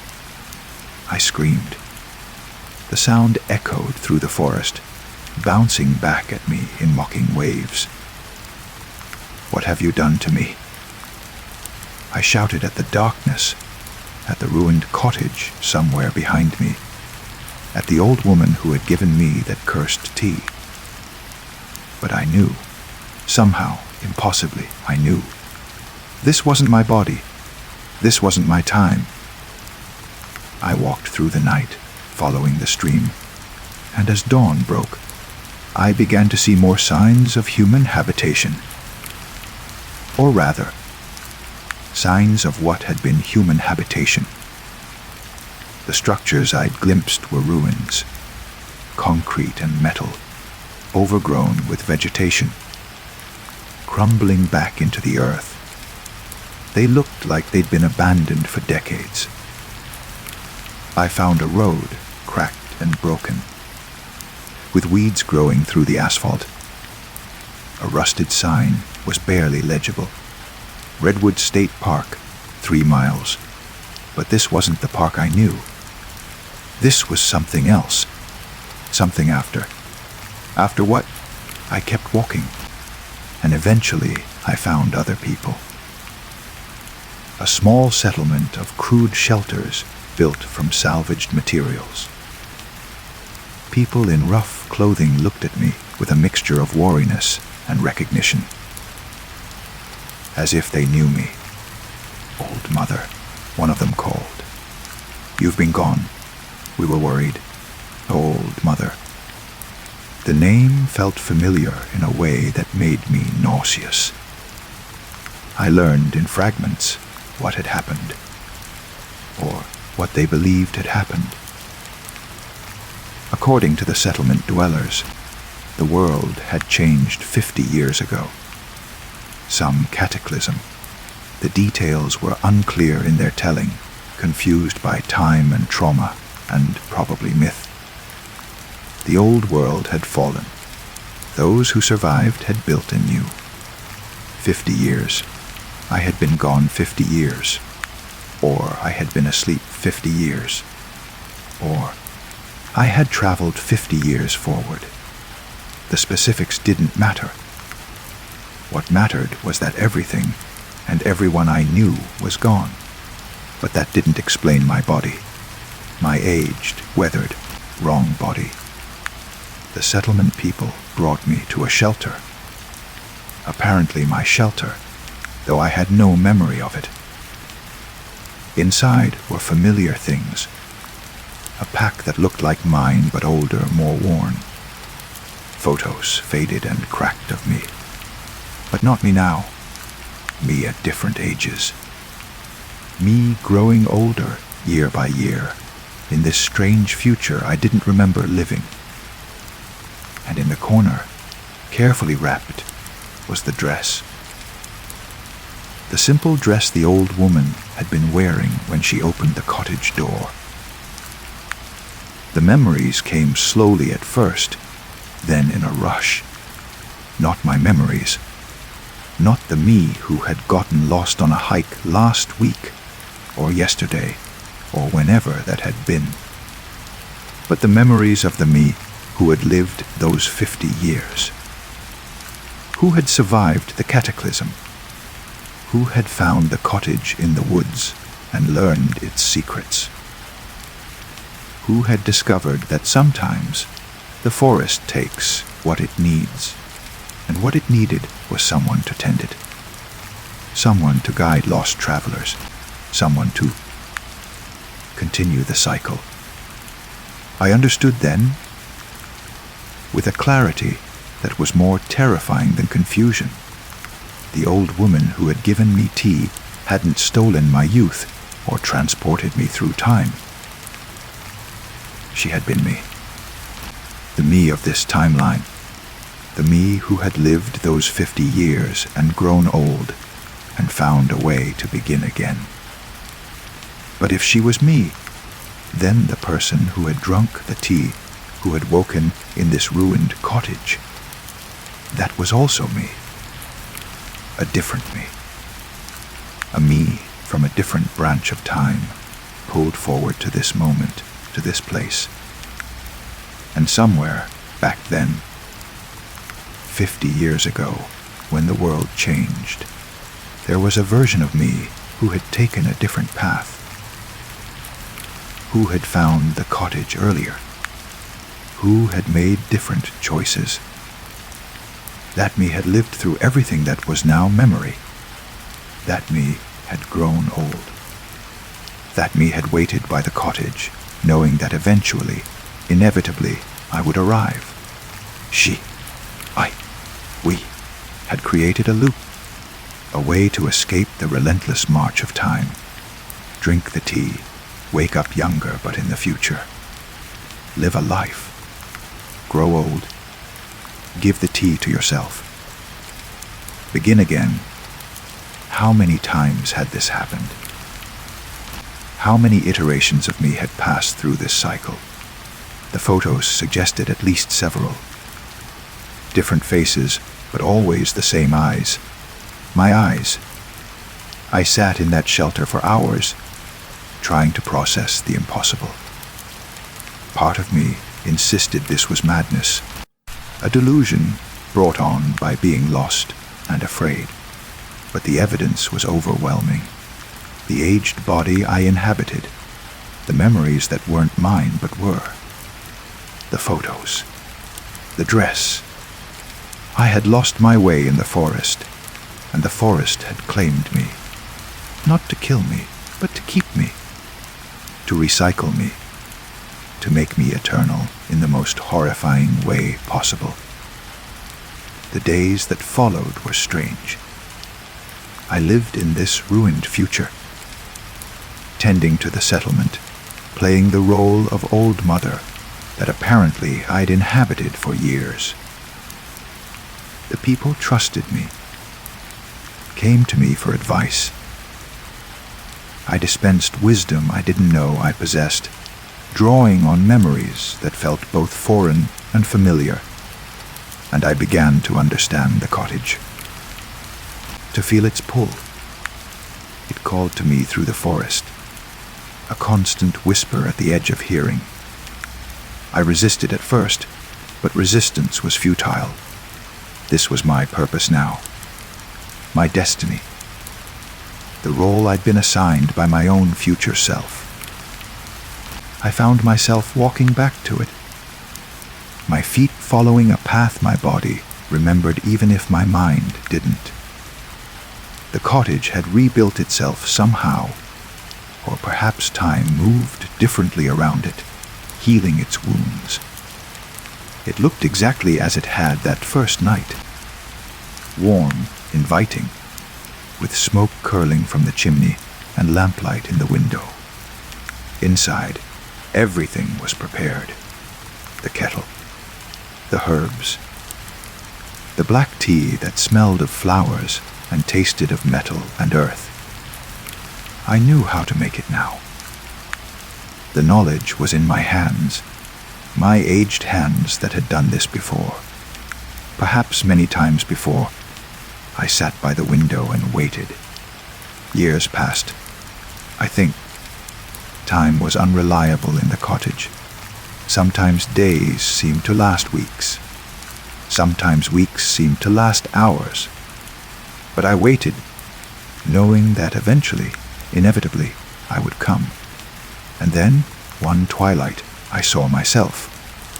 Younger, confused, frightened, knocking on the door exactly as I had done.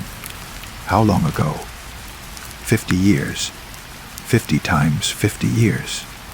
Time had become meaningless. I opened the door and smiled, revealing too many teeth. Lost are you? Come in, come in. The forest is no place to be after dark. Bashi. I entered hesitantly. I poured the tea. We talked. Though I don't remember what we said. The words were different each time, but always led to the same end. She drank. She fell.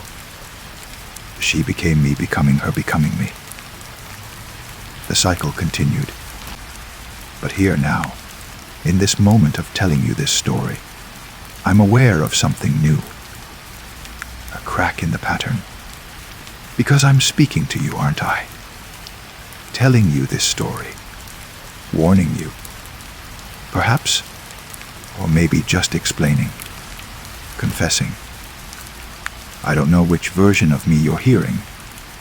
The one who got lost last week.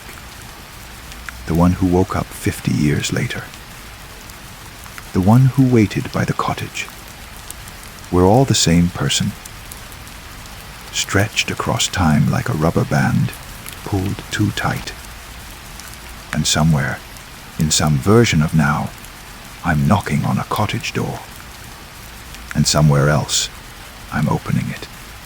And somewhere else entirely, I'm waking up in a ruined future, reaching for memories that aren't mine but are.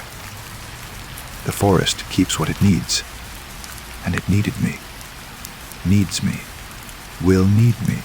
I'm so tired, but I can't rest. The cycle must continue, must continue, must. There's a knock at the door. I smile, revealing too many teeth, and stand to answer it. After all, the forest is no place to be after dark. And I would know. I've been lost in it forever. Story 5. The power went out at exactly 11:34 p.m.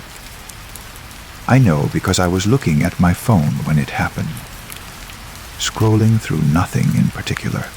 That mindless sleep ritual of checking feeds I'd already checked a dozen times. The timestamp froze on the screen for a moment before the display went dark, and simultaneously, every light in my apartment clicked off, plunging me into absolute darkness. It wasn't the gradual dimming you sometimes get with brownouts, or the flickering warning of an unstable grid. This was instant, total, like someone had severed the connection between my building and the concept of electricity itself. Even the ambient light from the city outside seemed muted, pressed flat against the windows. I sat there for a moment, waiting for my eyes to adjust, listening to the sudden silence. All those background hums and buzzes you never notice until they're gone. The refrigerator, the heating system, the electronic chorus that forms the soundtrack of modern life. Gone, replaced by a quiet so complete it felt almost solid. Something I could reach out and touch. My phone's screen lit up again as I tapped it, casting a small circle of pale blue light that barely reached beyond my immediate surroundings. 12% battery. I made a mental note to conserve it, to use it sparingly, though for what purpose I wasn't quite sure. To call the power company, to check if this was just my building or something larger. The impulse toward action without clear objective. The human need to do something in the face of the unknown. I stood, using the phone's light to navigate across my living room toward the window. Outside, the street was dark too, streetlights dead. The neighboring buildings reduced to geometric shadows against a sky that held no stars. A widespread outage then, not just my apartment or my building. The thought should have been comforting in its way. Misery loves company and all that, but instead it made me uneasy. Something about the totality of it, the completeness of the darkness. That's when I saw them. A figure standing on the sidewalk below, directly under my window. They were looking up, their face tilted toward my apartment with an attention that felt focused, deliberate. Despite the darkness, despite the distance, I could make out their shape with a clarity that seemed wrong, as if they existed in slightly sharper resolution than their surroundings. The strange part, the part that made my breath catch and my heart accelerate into an uncomfortable rhythm, was that I recognized them. Not in the sense of being able to name them or place how I knew them, but in a deeper, more instinctive way. The recognition you feel when you see your own reflection unexpectedly, or hear your voice played back on a recording. A jolt of familiarity that bypasses conscious thought. But I didn't know them. I was certain of that. I'd never seen this person before in my life. I stepped back from the window, phone light extinguished, standing in darkness and trying to process the contradiction. How could someone be simultaneously familiar and unknown? How could my brain insist it recognized someone I'd never met? When I looked again, they were still there, but closer now. Not on the sidewalk anymore, but in the small courtyard outside my building, moving without seeming to move, occupying each new position as if they'd always been there, and I'd simply failed to notice. The way characters in dreams can be in one place and then another without the intervening journey. I should have felt fear. Part of me did. But stronger than the fear was an overwhelming sense of curiosity, of needing to understand why this stranger felt like someone I'd known my entire life. Like someone who knew me. My apartment door was locked. I'd checked it before settling in for the night. Part of the security ritual ingrained by years of urban living. But standing there in the dark, I felt compelled to check again. I crossed the room, phone providing minimal illumination, and tested the handle. Obviously locked. I returned to the window, telling myself I was being irrational, that this was just the darkness playing tricks, the power outage creating shadows and anxiety where none should exist. The figure would be gone. I'd look down and see only empty courtyard, and I'd laugh at myself for letting a simple power failure spook me into paranoia. But they were still there. Closer again. Standing now directly outside the main entrance to my building, looking up at what I knew, though I couldn't see from this angle, was the exact window of my apartment. Their posture suggested waiting, but also certainty. The patience of someone who knows that what they're waiting for will inevitably arrive. My phone buzzed in my hand, making me jump. A text message from a number I didn't recognize. "I know you see me." I stared at the screen, the words glowing in the darkness, and felt something cold settle into my chest. How could they know I was watching? How could they have my number?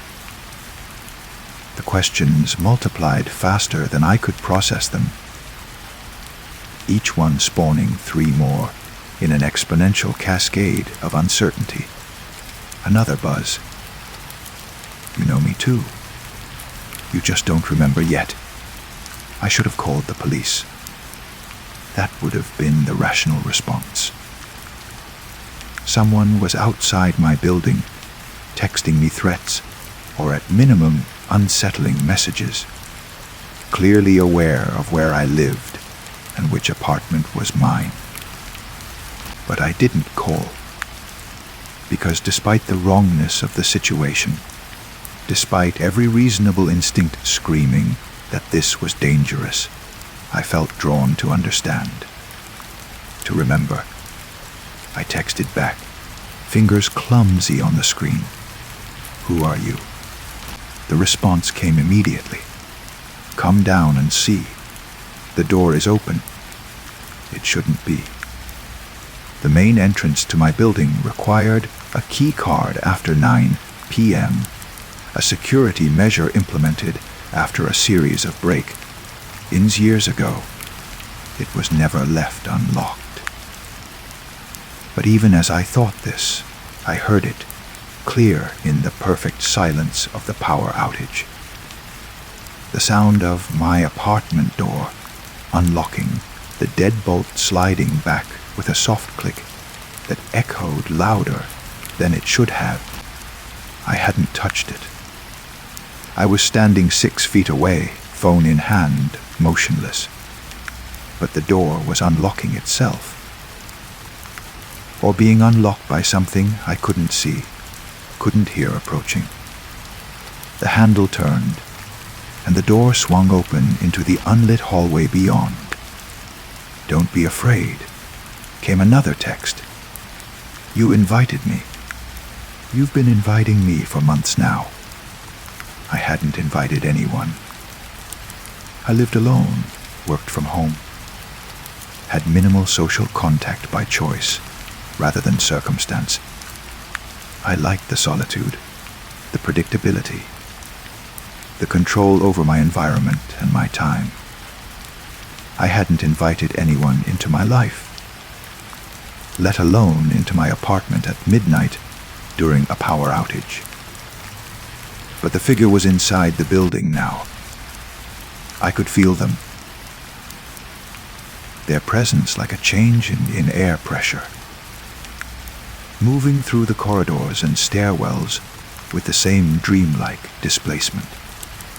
One floor below, then on my floor, then standing just outside my open apartment door. I could run, lock myself in the bathroom, barricade the door, wait for dawn, or for the power to return, or for this to resolve itself in some way that restored sense to the world. But I found myself walking toward the doorway instead, drawn by that inexplicable familiarity, by the need to see them up close, to understand why my brain insisted it knew them. They were standing in the hallway, barely visible in the darkness, a silhouette that seemed to absorb what little light existed. Now that I was closer, the sense of recognition intensified to the point of physical discomfort, like a memory trapped just beneath the surface of consciousness, desperate to break through.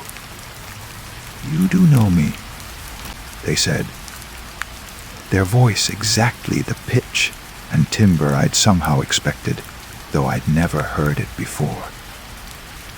"We've met 100 times. In reflections, in dreams, in the faces of strangers that made you stop and stare for reasons you couldn't explain. I'm the person you almost remember, the conversation you almost recall, the moment that feels like it happened even though you know it didn't." "That's not possible," I said, hearing the weakness in my own argument, because it was exactly what I'd been feeling, what I'd been experiencing since I first saw them on the sidewalk. Not de-age view exactly, but something deeper, more persistent. Isn't it? They stepped into my apartment, uninvited but not unwelcome. Some part of me had clearly made space for them. You feel it, don't you? The familiarity. It's why you didn't call for help, why you opened the door, why you're talking to me instead of running. They were right. I hadn't opened the door physically, but I'd opened it in some other way, through attention or curiosity, or that strange pull of recognition. "What do you want?" "Nothing," they said. "I'm just here. I've always been here, orbiting around the edges of your awareness, waiting for the right moment to become visible. The power outage. Yes. Sometimes the everyday world needs to pause for people to see what's actually there. All the distractions and certainties have to fall away. The lights have to go out. I should have been terrified. By any rational measure, I should have been paralyzed with fear.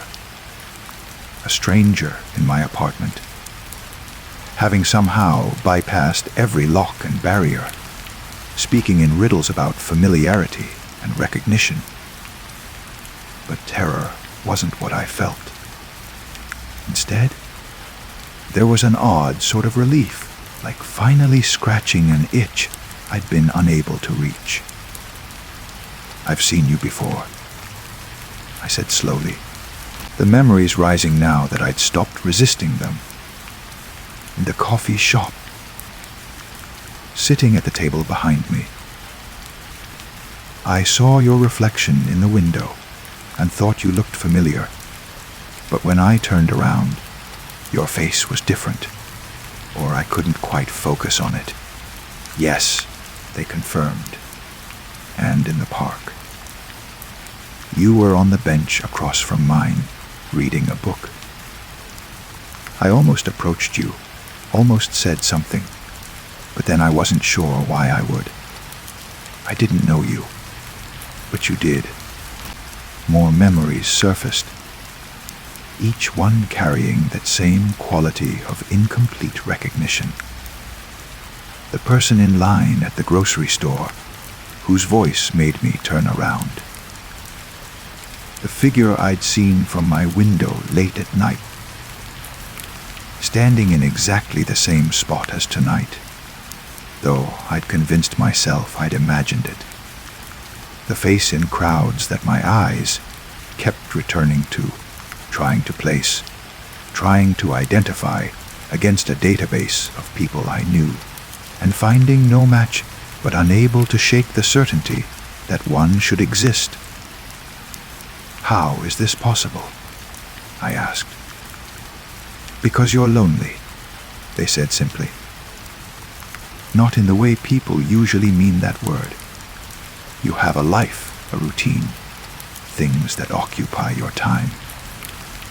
But underneath all of it, there's a space, an awareness of absence.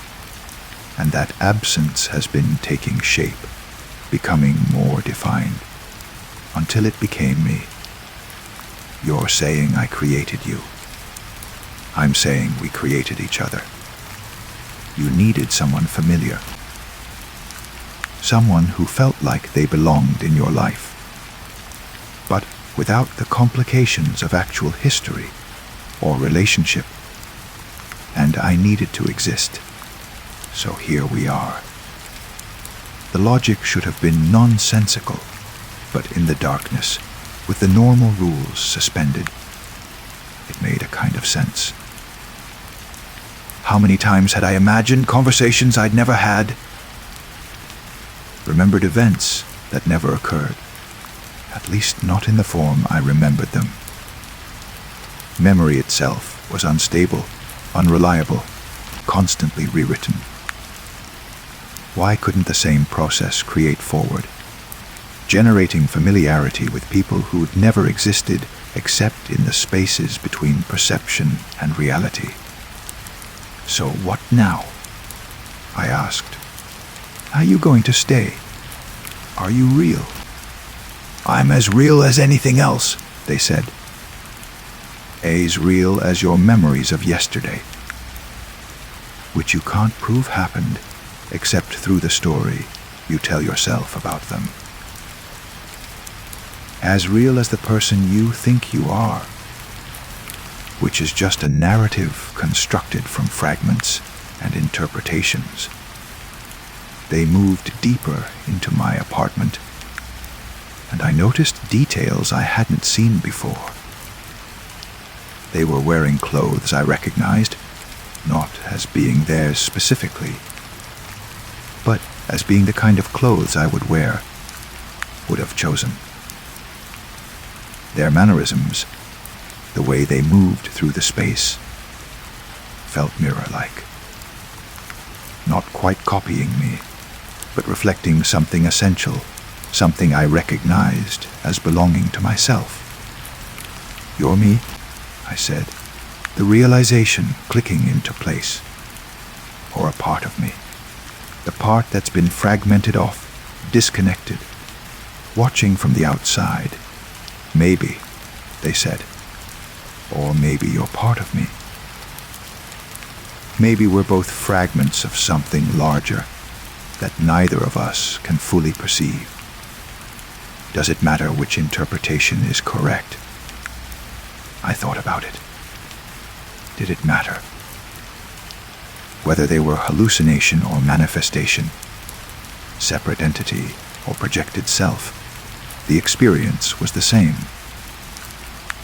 The familiarity, the strange comfort of their presence, the feeling that something that had been out of place was now aligned. The power will come back eventually, they said. And when it does, you'll probably stop seeing me the way you see me now. I'll blur back into the background, into reflections and half, glimpsed faces and moments of de-age, view that you'll dismiss and forget. But I'll still be here, in the gaps, in the silence, in the times when you're alone and feel like you're not quite alone. Is that a threat? No, they said, and there was something sad in their tone. It's just how things are. People carry ghosts, hauntings of relationships that never were, potential selves that were the never actualized, connections that almost formed but didn't quite. I'm one of those. Your familiar stranger, the person you know without knowing. We stood there in the darkness, two silhouettes in an apartment without power, without light, without the normal markers of reality. And I felt, strange as it sounds, less alone than I had in months. Because even if they were hallucination, even if they would vanish with the return of electricity, for this moment they were here. And they knew me in a way that felt impossible, but also inevitable. "What's your name?" I asked, realizing I'd never thought to ask before. They smiled. I could sense it rather than see it. "You already know it. You've always known it. It's the name you call out in dreams and forget when you wake. The name that's on the tip of your tongue when you meet someone new and feel like you've met them before. The name that's mine and yours and everyone's who's ever felt recognized by someone they've never met." The lights flickered. Once, twice, then held steady as the power returned, flooding the apartment with electric brightness that felt harsh and wrong after the extended darkness.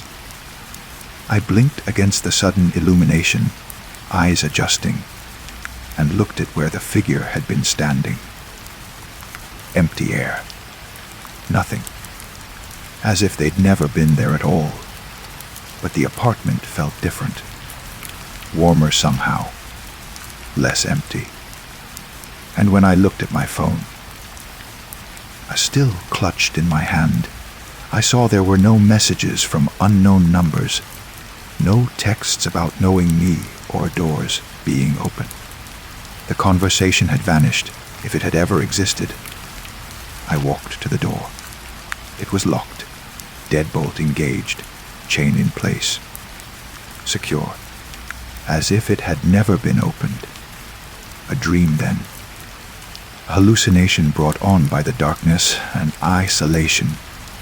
The mind playing tricks, generating presences to fill voids.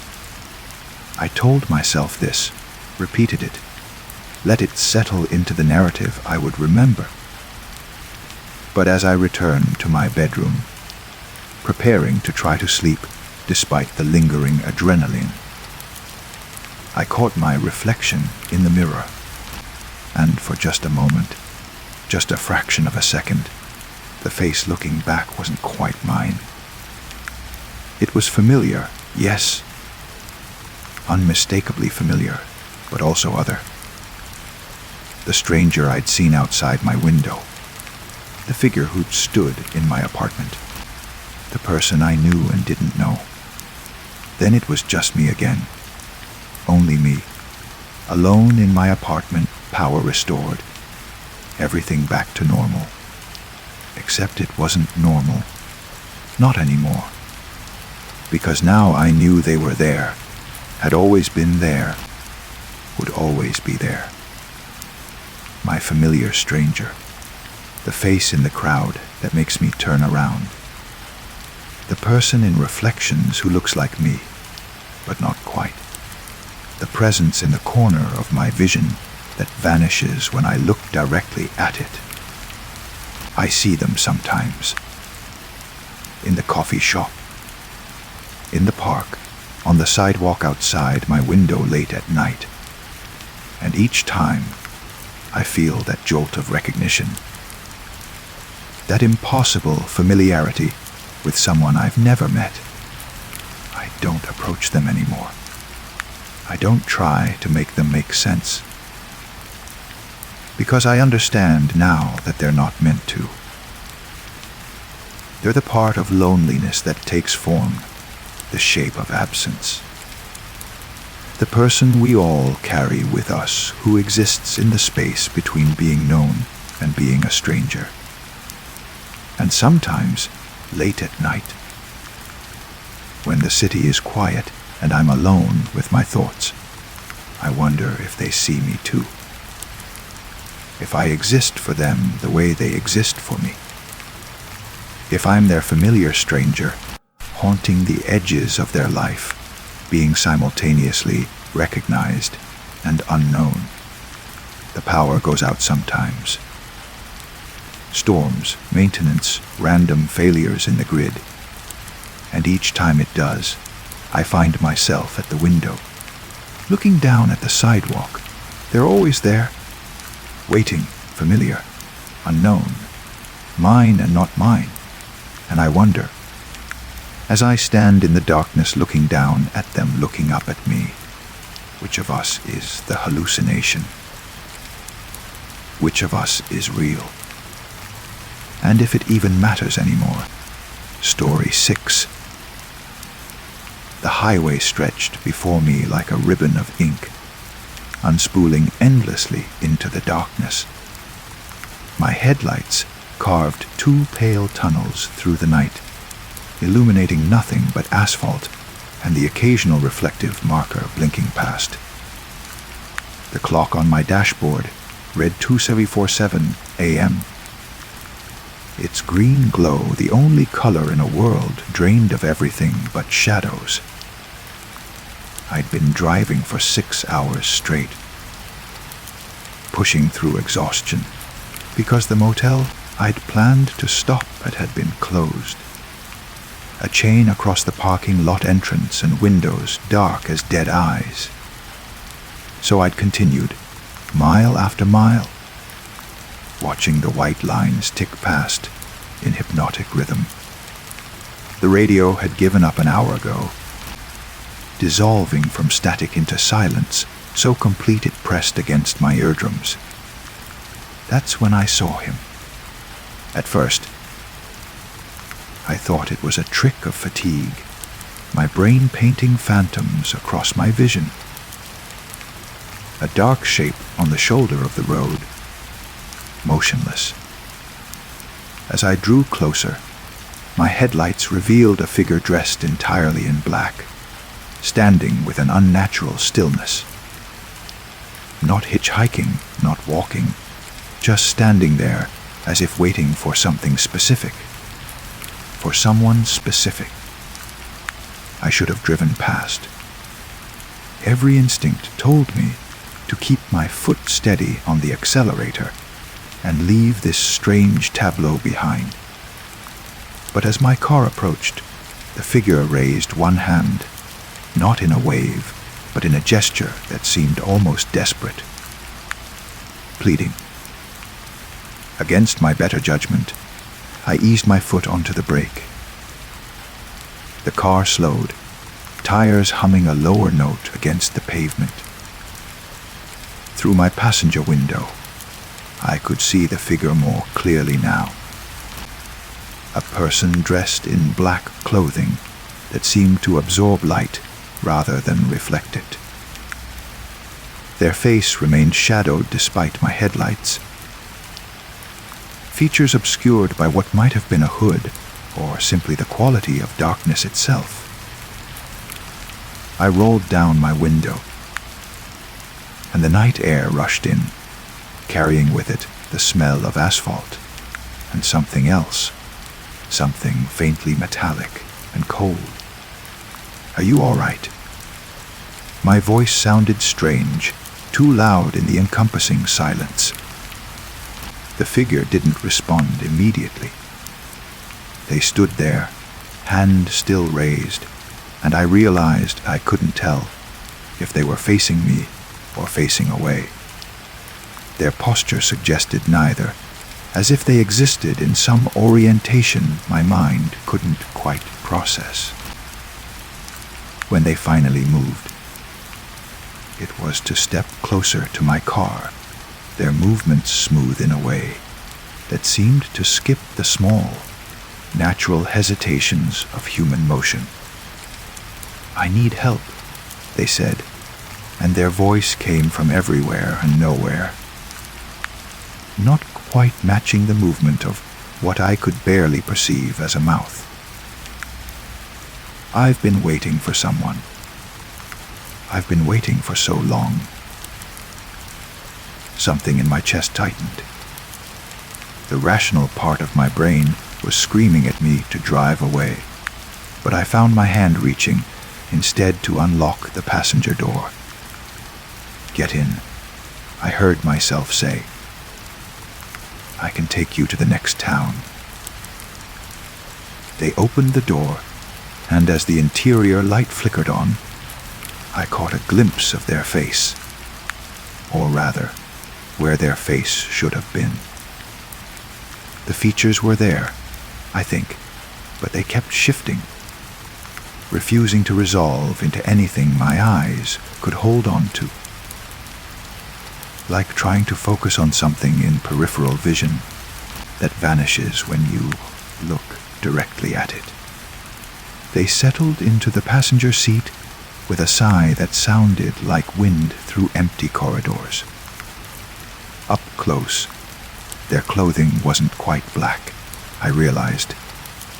It was the color of absence, of spaces between stars. "Thank you," they said. I wasn't sure anyone would stop anymore. I pulled back onto the highway, trying to ignore the way my hands trembled on the steering wheel. "How long have you been out there?" "I don't remember," they replied, and there was something genuinely sad in their voice. Time works differently when you're waiting. Hours become days, become years. Or perhaps it's the other way around. Do you ever feel like you're waiting for something, even when you don't know what it is? The question unsettled me more than it should have. Because yes, I did feel that way sometimes. Often, actually. A sense of anticipation without object, like standing on a platform for a train that might never arrive. Sometimes, I admitted. "We're all waiting," they said softly. Some of us just remember it more clearly. The highway continued to unspool ahead of us, and I realized I hadn't seen another car for hours. No lights in either direction. No houses or gas stations or signs of human habitation at all. Just road and darkness, and the figure beside me, radiating a coldness that had nothing to do with temperature. "Where were you headed?" I asked, desperate to fill the silence with something resembling normal conversation. "Nowhere," they said. "Anywhere. It doesn't matter anymore. Destinations are for people who still believe in endings." I glanced at them, trying again to make sense of their features, but my eyes slid away, as if encountering something too smooth to grip. That's a pretty bleak way to look at things. Is it? They turned toward me, and I felt their attention like a physical weight. "Tell me, where are you going? Do you really know? Or are you just driving because stopping feels more frightening?" The question struck closer to truth than I wanted to acknowledge. I'd been running from something, though I couldn't quite name what. A failed relationship, maybe, or a job that felt like slow suffocation, or just the accumulated weight of disappointments too small to identify individually, but crushing in aggregate. "I'm going home," I said, though even as the words left my mouth, I wasn't sure what home meant anymore. "Home," they repeated, as if tasting the word. I had one of those once, or perhaps I will have one. The sequence gets confused. The temperature in the car continued to drop despite the heater running full blast. My breath was starting to fog, small clouds forming with each exhalation. "Are you cold?" I asked. "I'm always cold," they said. That's what happens when you wait too long. The warmth leaks out bit by bit until there's nothing left but the waiting itself. I should have been terrified. Part of me was. But there was something else mixed in with the fear, a strange sort of kinship. Because hadn't I felt exactly that way sometimes? Like I was slowly draining away, becoming less real with each passing day, fading into something transparent and easily forgotten. "Why did you need help?" I asked. "What were you waiting for?" They were quiet for a long moment, and in the silence, I became aware of a sound I hadn't noticed before. A low humming, not from the car, but from something else, something deeper. It seemed to come from beneath the road, or perhaps from the air itself. A frequency just at the edge of hearing that made my teeth ache. I was waiting for someone to stop. They finally said. That's all I remember. The waiting became everything, until I couldn't recall what I was waiting for. Only that I had to keep doing it. Standing there, watching cars pass, watching the lights blur into streaks, and then you stopped. And now I don't know. For the first time, they sounded uncertain, almost frightened. The script didn't include what happens next. I'm off the page now. In the margins where the instructions run out. The highway ahead began to look familiar, though I was certain I'd never driven this stretch before. There was a curve I knew I'd see before I saw it. A pattern of reflectors I could have drawn from memory, despite never having laid eyes on them. Déjà vu, but stronger, more insistent. Have we been here before? I asked. We're always here, they said. This is the only place that exists. The road, the darkness, the waiting. Everything else is just stories we tell ourselves to make the waiting bearable. I wanted to argue, to insist on the reality of the world beyond this highway, but the words wouldn't come. Because looking back, trying to remember where I'd been, where I'd started this journey, there was only fog. Impressions without detail. The sense of having left somewhere without the memory of what that somewhere was. What's happening to me? The question came out as barely a whisper. Nothing's happening, they said gently. This is what's always been happening. You're just noticing it now. The mile markers were passing in a rhythm that no longer made sense. Numbers that should have been increasing seemed to repeat, or skip, or run backward. The clock on my dashboard still read 25:47 a.m. The numbers unchanged despite what must have been hours passing. I want to go back, I said, hearing the desperation in my voice.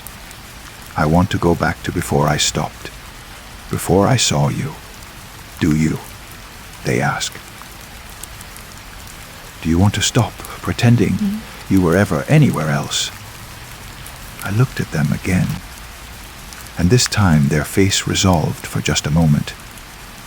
It was my face, but wrong, wearing an expression I'd never made. Eyes reflecting something I'd never seen. Then it dissolved back into that shifting, ungraspable quality, and I couldn't be certain what I'd actually witnessed. "We're the same," they said. "You stopped because you recognized me, because some part of you knew." "Knew what?" "That you've been waiting too. Standing by the side of the road in your own way, watching life pass by, hoping someone would stop. But no one does, do they? So you get in the car and you drive, trying to outrun the waiting. But it follows you because it's not something external. It's the shape you've become." The road ahead was dissolving into abstraction, the white lines becoming streaks of light, the darkness pressing in from all sides. I realized I couldn't feel my hands on the wheel anymore, couldn't feel the seat beneath me or the floor under my feet. "What do I do?" I asked, and my voice sounded like it was coming from very far away. "What you've always done," they said. "Keep driving. Keep waiting. Keep hoping that the next mile, the next hour, the next moment will be different. That's all any of us can do. But you said you needed help. That's why I stopped." "Did I?" They sounded genuinely puzzled. "Or did you need to believe I needed help so you'd have a reason to stop? So you wouldn't have to admit you were looking for an excuse. Any excuse. To interrupt the driving, to break the pattern, to feel like you were doing something that mattered." I tried to remember exactly what they'd said when I'd first stopped, but the memory was already blurring, becoming unreliable. Had they asked for help, or had I simply assumed? Had they even been there at all? Or was this figure beside me something else entirely? Something I'd conjured from exhaustion and loneliness, and the desperate need to feel less alone in the endless dark. "I don't know what's real anymore," I admitted. "Good," they said, and there was something almost approving in their tone. "That's the first honest thing you've said. Reality is the story we agree to tell ourselves, and when you're alone long enough, when you drive far enough into the night, that agreement breaks down. You remember that everything is just waiting in different configurations. The highway was no longer ahead of us. Or rather, it was everywhere, stretching in all directions.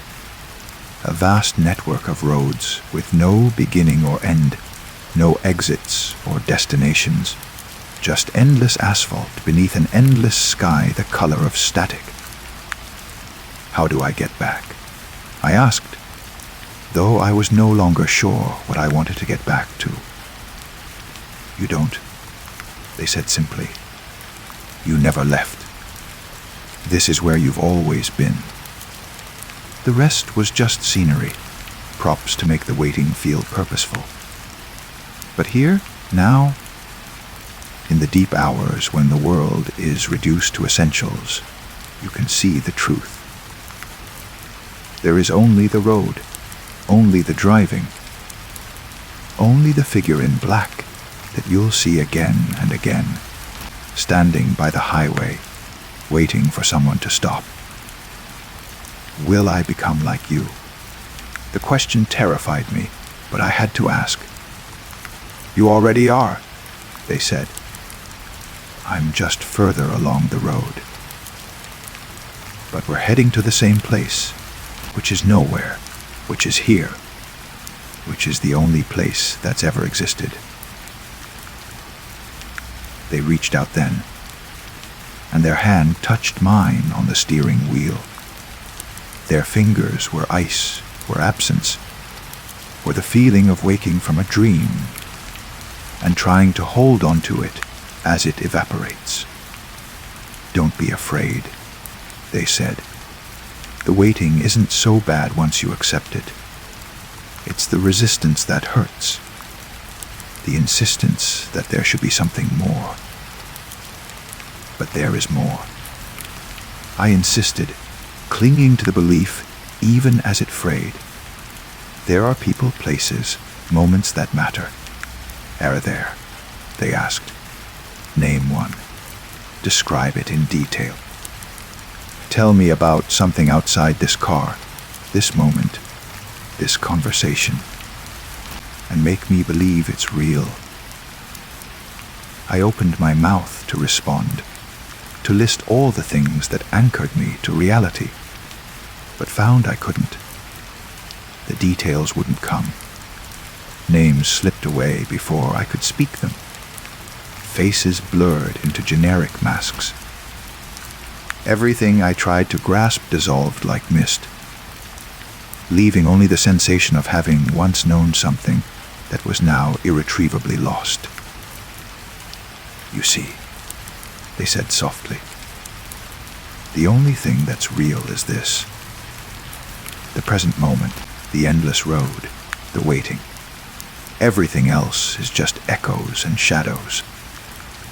I felt tears on my face, cold as the air in the car. I don't want this to be all there is. I know, they said, and there was genuine compassion in their voice. None of us do. But wanting doesn't change what is. You can rage against it. You can pretend. You can build elaborate fictions to hide from it. But eventually, everyone ends up here, on the highway, in the dark, picking up figures who are just reflections of ourselves, having conversations we've had 1,000 times before. The car was no longer moving, I realized. Or perhaps it was, but without any frame of reference, any fixed point to measure against. Motion and stillness became indistinguishable. We existed in a bubble of dim light, surrounded by infinite darkness, and I could no longer remember if I'd been driving for hours or years or my entire life. What happens now? I asked. No, you keep going, they said. You keep driving. And eventually, you'll see someone standing by the side of the road. And you'll stop. And you'll have this conversation again from the other side. And you'll try to explain what you've learned, even though you know they won't understand, until they're ready, until they've driven long enough that the illusions wear thin. How long does that take? There is no long, they said. There is only always. You're always driving, always waiting, always stopping for the figure in black. It's a loop that feels like a line, a circle that looks like a road. I wanted to argue, to prove them wrong. But exhaustion was pulling at me, dragging me down into something that wasn't quite sleep, but felt similar. My eyelids were heavy, my thoughts sluggish and syrupy. Rest, the figure said, their voice distant now, receding into the darkness. When you wake up, you'll be back on the highway, and you might remember this as a dream. Or you might not remember it at all. But you'll feel it. A weight in your chest, a knowing that sits just below consciousness. And one night, driving alone through the dark, you'll see someone standing by the road, and you'll stop, because you'll recognize them, because they're you, because we're all just waiting. The last thing I heard before the darkness took me was the sound of the passenger door opening and closing, soft as a sigh, then nothing. I woke to sunlight streaming through my windshield. Parked at a rest stop I didn't remember pulling into. My neck ached from sleeping at an awkward angle, and my mouth was dry. The clock read 7:23 a.m., and traffic was already building on the highway, cars rushing past toward destinations that seemed suddenly, inexplicably urgent. I looked at the passenger seat, empty. No sign anyone had been there, but the air still felt cold. And when I placed my hand on the seat, I could swear I felt a residual chill, as if something impossibly cold had recently occupied that space. A dream, I told myself. Just a dream born from exhaustion and too many hours alone in the dark. I started the car and pulled back onto the highway, joining the flow of traffic, telling myself I was awake now, that the daylight had burned away whatever strange territory I'd wandered into during the night.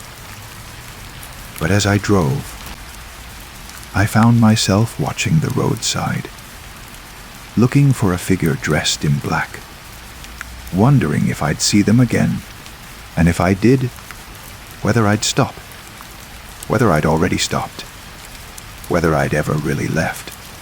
The miles pass, the road continues, and somewhere, in the deep hours when the world reduces itself to essentials, someone is standing by the highway, waiting, always waiting, for you, for me, for anyone who drives long enough to see them. And when they raise their hand, when they ask for help, you'll stop. You'll always stop. Because some part of you will recognize them. Some part of you has been waiting too. Story 7. Every town has its forbidden place. Ours was the forest. My name is Daniel Crowther, and I grew up in Millbrook, a town of maybe 3,000 people tucked into the mountains of northern Appalachia. The kind of place where everyone knows everyone, where traditions run deep as tree roots, where some rules are never questioned because no one can remember a time before them. The forest bordered the eastern edge of town. Not a large forest, maybe 5 square miles, but dense enough that you couldn't see more than 50 feet in any direction once you were inside. The trees were old growth, thick-trunked and tall, their canopy so heavy that even in summer the forest floor remained in perpetual twilight, and no one went in. Not ever. Not for any reason. There was no fence around it, no physical barrier. Just a line of stones placed generations ago, marking where the town ended and the forest began. Cross that line, and you were breaking the most fundamental rule of Millbrook. As children, we learned the rule before we learned our phone numbers. Don't go into the forest. Not to retrieve a ball. Not on a dare. Not for any reason. Adults didn't explain why, and we didn't ask.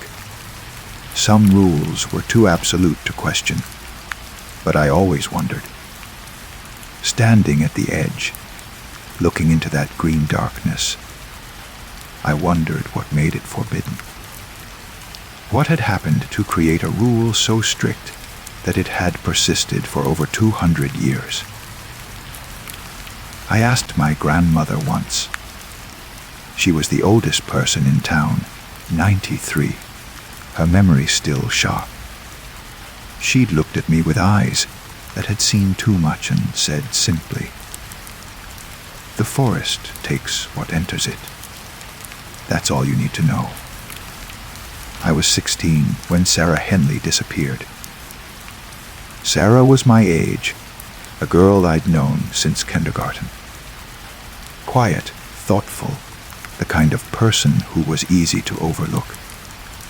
She was walking home from school, taking the shortcut along Forest Road, and she never arrived. The search party gathered within an hour.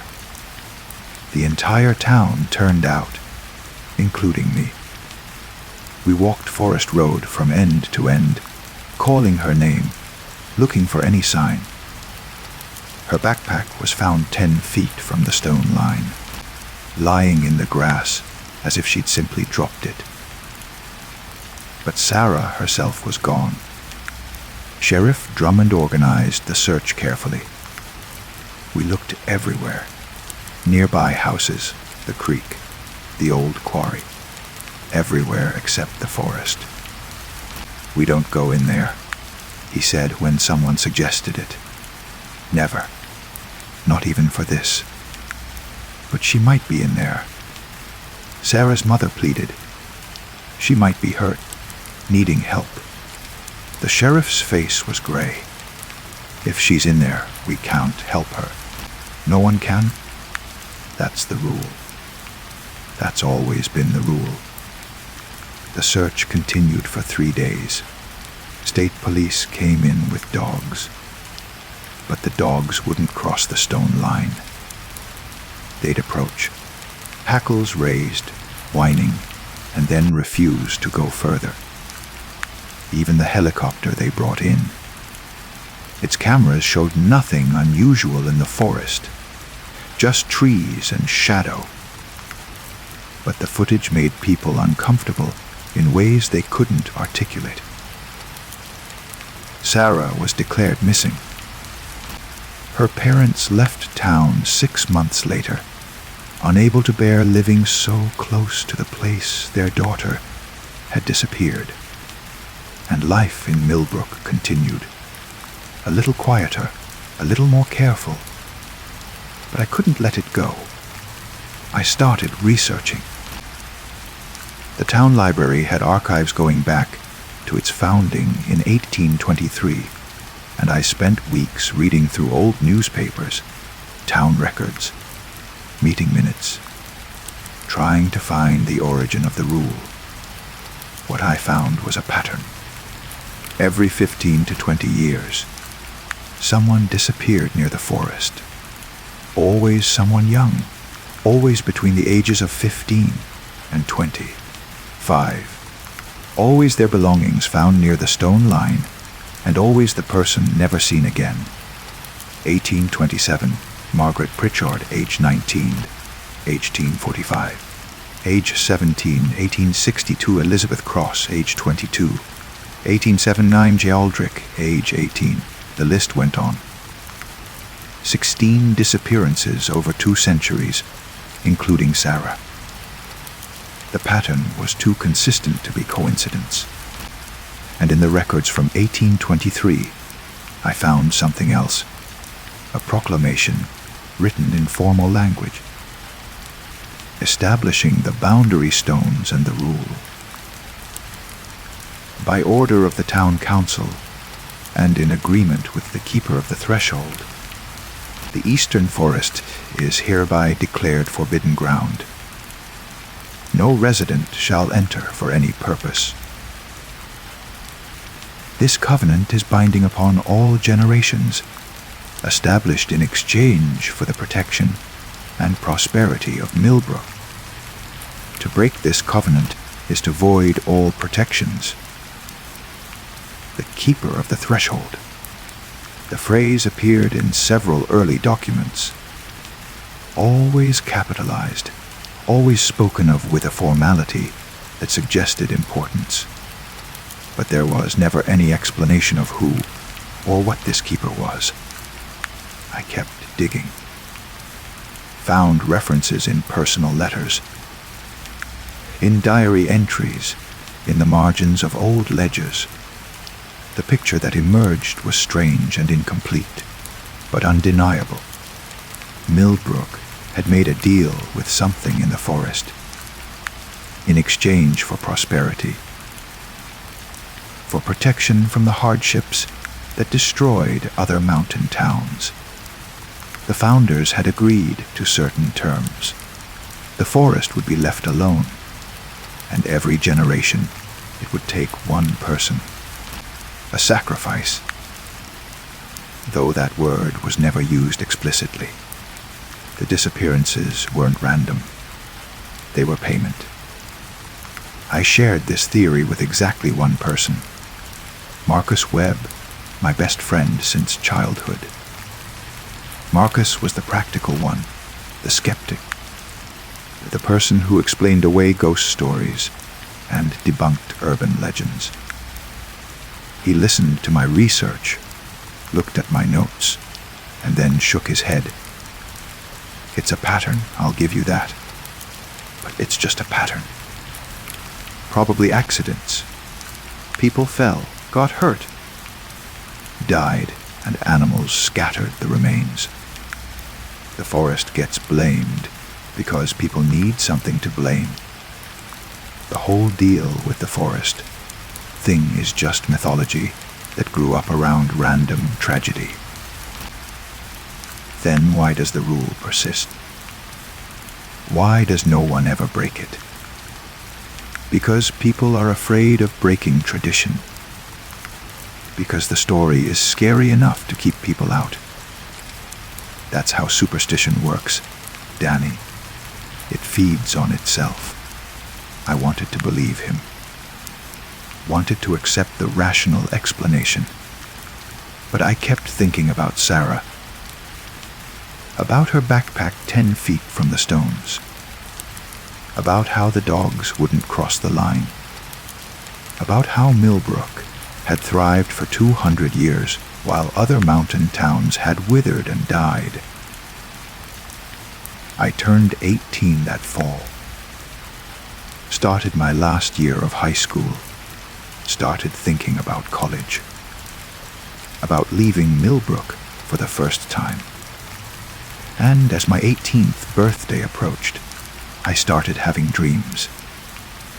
In the dreams, I was standing at the edge of the forest. Not during the day, but at dusk, when the light was fading and the shadows between the trees seemed to move, and I could hear something calling. Not words exactly, more like a feeling, a pull. A sense that I was supposed to be somewhere, and that somewhere was deeper in the trees. I'd wake up sweating, my heart racing, with the absolute conviction that I needed to go to the forest. That I was expected. Marcus noticed the change in me. Asked if I was okay, if something was wrong. I told him about the dreams, and he looked worried. Maybe you should talk to someone. A therapist or something. You've been obsessing about this forest thing for 2 years now. Since Sarah. What if it's real, Marcus? What if the forest really does take people? Then there's nothing you can do about it. Stay away from it. Follow the rule. Don't be the next one on your list. Good advice. Sensible advice. I tried to follow it. But the pull got stronger. Every day. I felt it more intensely. A magnetic attraction. A certainty that I needed to go to the forest. Needed to cross the stone line. Needed to walk into that green darkness. I started taking different routes to avoid Forest Road. Started making excuses to stay home, to not go out. But it didn't matter. The pull followed me. I could feel it even in my bedroom. A directional sense like a compass needle pointing east. Always east. Always toward the trees. 3 days after my 18th birthday, I broke. It was late afternoon. I told my parents I was going to Marcus's house. Instead, I walked to Forest Road. Stood at the stone line, looking into the forest. The pull was overwhelming now. like hands on my shoulders, pushing me forward. Like a voice in my blood saying, "Yes, now come home." I stepped over the stones. Nothing dramatic happened. No thunder, no sudden darkness. The world didn't end. I just stood there. On the other side of the line I'd been taught never to cross, waiting for something terrible. Instead, I felt relief. The pull eased, becoming a gentle guidance rather than a compulsion. And I heard something. Music, faint and far away, barely audible over the whisper of wind through leaves. Not any music I recognized, no melody I could hum, but beautiful, hatchingly beautiful. I walked toward it. The forest floor was covered in pine needles and moss, soft under my feet. The air smelled of earth and decay and growing things. Sunlight filtered through the canopy in scattered beams that turned the dust motes golden. It didn't feel threatening. It felt peaceful, like a cathedral or a library, a place of quiet reverence. I walked for maybe 20 minutes, following the music deeper and deeper. The trees here were massive, their trunks wider than cars, their roots creating natural archways, and between them I started seeing things, not clearly, just glimpses, movement at the edge of my vision, shapes that might have been people or might have been shadow. And everywhere, a sense of presence, of being watched by something that meant no harm, but was intensely curious.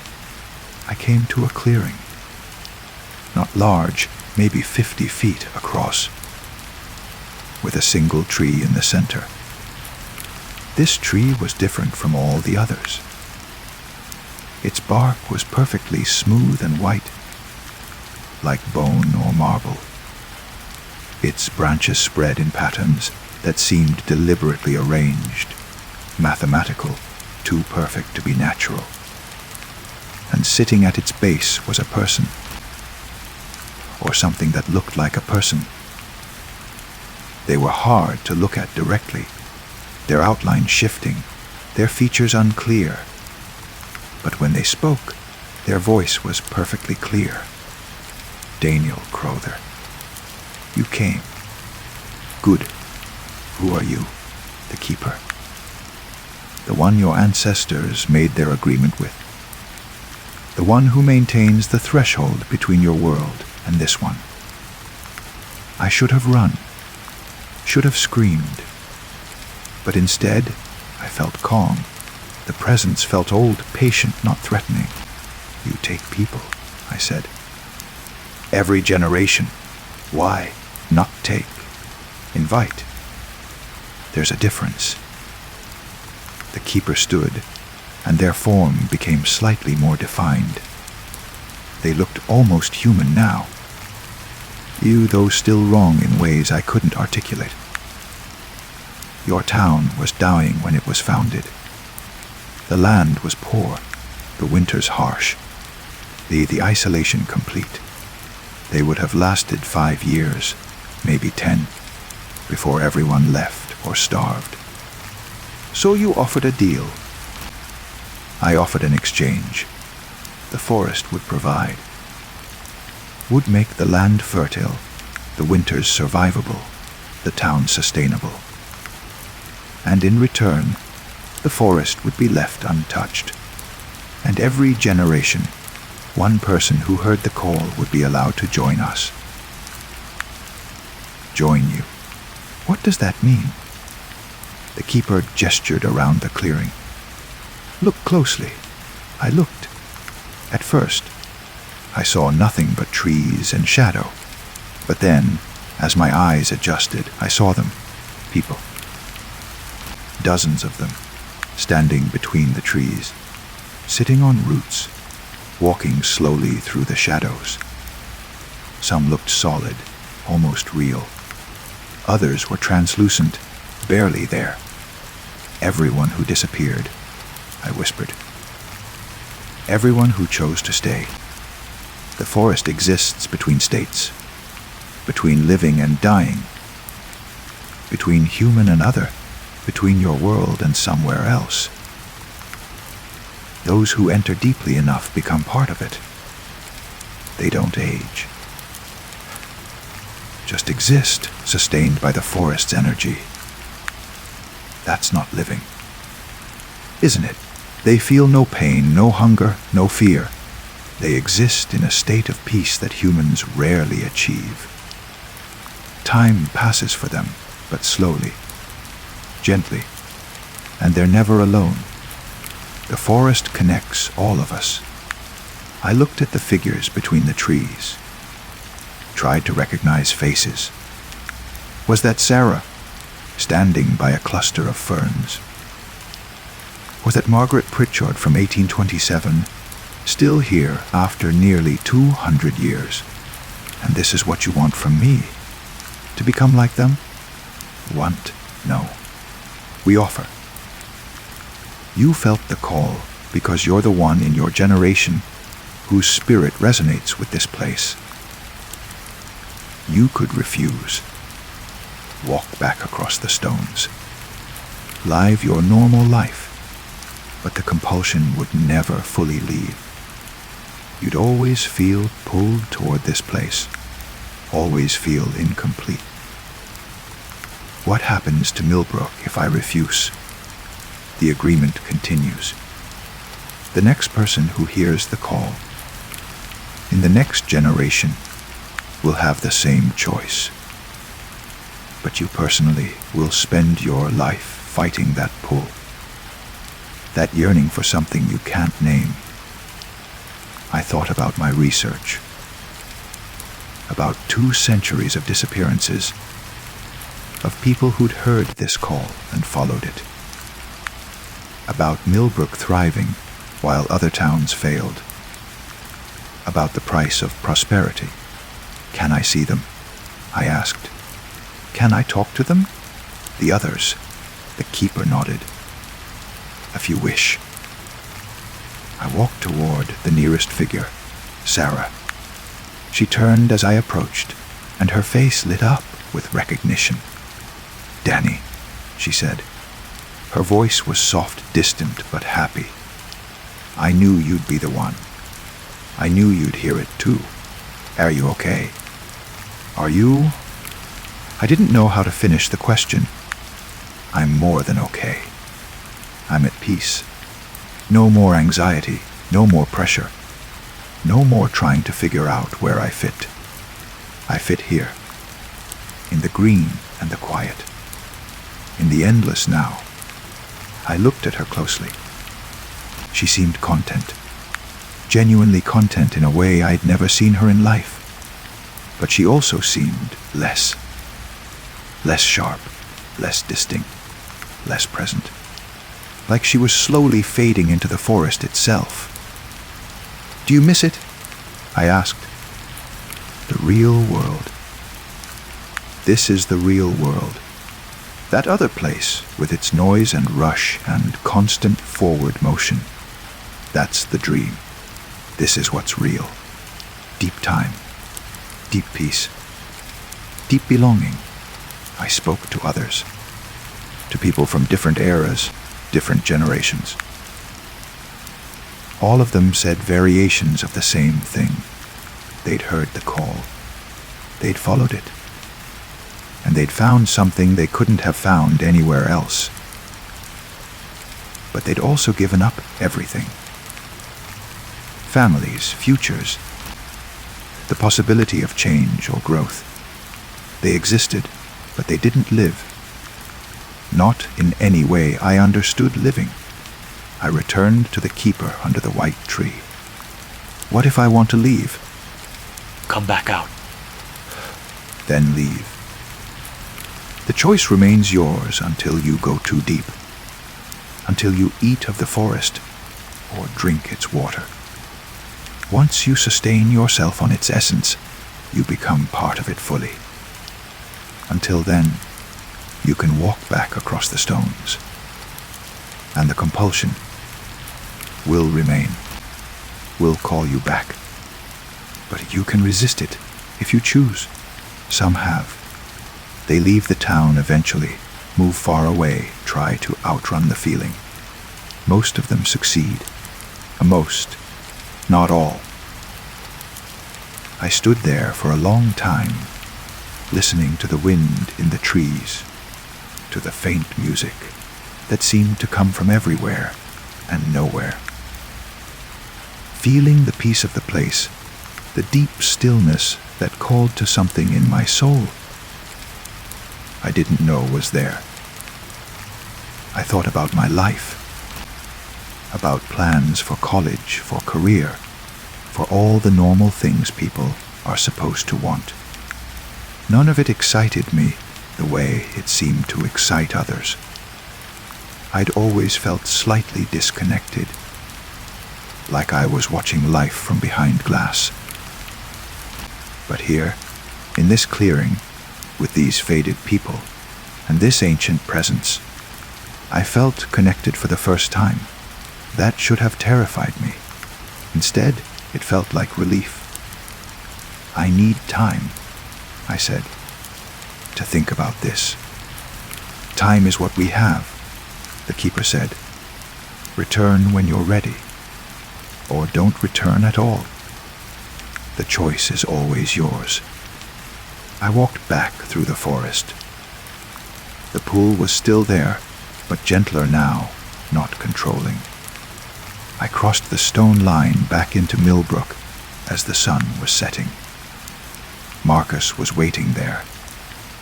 He grabbed my shoulders, his face pale. Where were you? I've been looking for you for 3 hours. Your parents called me, said you never showed up at my house. I went in, I said, into the forest. His eyes went wide. What, Danny? What the hell? Are you okay? Did something happen? I told him everything. About the keeper, about the people in the trees, about the choice I was being offered. He listened without interrupting, and when I finished, he looked sick. You can't go back in there. Whatever that thing is, whatever it's offering, it's not real. It's some kind of predator, some kind of thing that lures people in, like an anglerfish with its light. But what if it's telling the truth? What if those people really are at peace? Danny, they're gone. E dead, or trapped, or transformed into something that isn't them anymore. You can't actually be considering this. I don't know what I'm considering. I just know that for the first time in my life, I felt like I was exactly where I was supposed to be. Marcus grabbed my arm. Come stay at my house tonight. We'll figure this out. We'll talk to someone. There has to be an explanation that doesn't involve giving yourself to some forest spirit. I went with him. Spent the night on his couch, listening to him make plans for how we'd handle this, how we'd research further, how we'd find a way to break whatever hold the forest had on me. But I barely heard him. Because now that I'd been inside, now that I'd felt that connection, the pull was stronger than ever. Not painful, just present. A constant awareness of where I belonged. I lasted 3 days. On the third night, I left Marcus's house while he was sleeping. Walked through empty streets to Forest Road. Stood at the stone line, looking into the darkness between the trees. I could hear music again. Could feel the peace waiting for me. Could sense all those people suspended in their endless present, free from the burden of time moving forward. I thought about my grandmother's words. The forest takes what enters it. But that wasn't quite right, was it? The forest didn't take. It offered. It invited. It provided an alternative to the relentless forward march of normal life. And some people, some souls, needed that alternative. I stepped across the stones. The keeper was waiting in the clearing, as if no time had passed. The people between the trees turned to watch me approach. "Have you decided?" the keeper asked. "I want to stay, but not forever. Not yet. Can I exist in both places? Come and go. For a time. While you remain mostly human, you can cross the threshold at will. Eventually, you'll have to choose fully. But that choice doesn't have to be today. How long do I have? Years, perhaps. Decades. If you're strong. The pull will grow stronger. The human world will feel stranger. Until one day, you'll realize you haven't left the forest in months. And then you'll know it's time to choose. That was 5 years ago. I still live in Millbrook, at least technically. I have an apartment I rarely use. I still see Marcus occasionally, though our friendship is strained by what he considers my addiction, and I consider my calling. But most of my time is spent in the forest. Days at a time now. I feel myself changing slowly. The world outside feels too loud, too harsh, too fast. The forest feels like home in a way nothing else ever has. I know what I'll choose eventually. I've accepted it. The question is just timing. How much longer I hold on to my human life before I let it go completely. Marcus has started hearing the pull. He won't admit it, but I see how he looks toward the forest sometimes. How he started taking walks along Forest Road. How he asks me questions about what it's like inside, trying to sound skeptical but betraying curiosity. I wonder if he'll be the next one.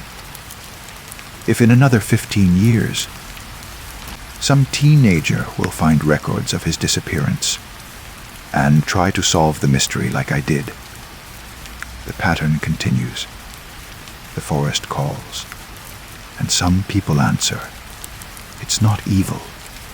It's not good. It's just another way of being, another form of existence.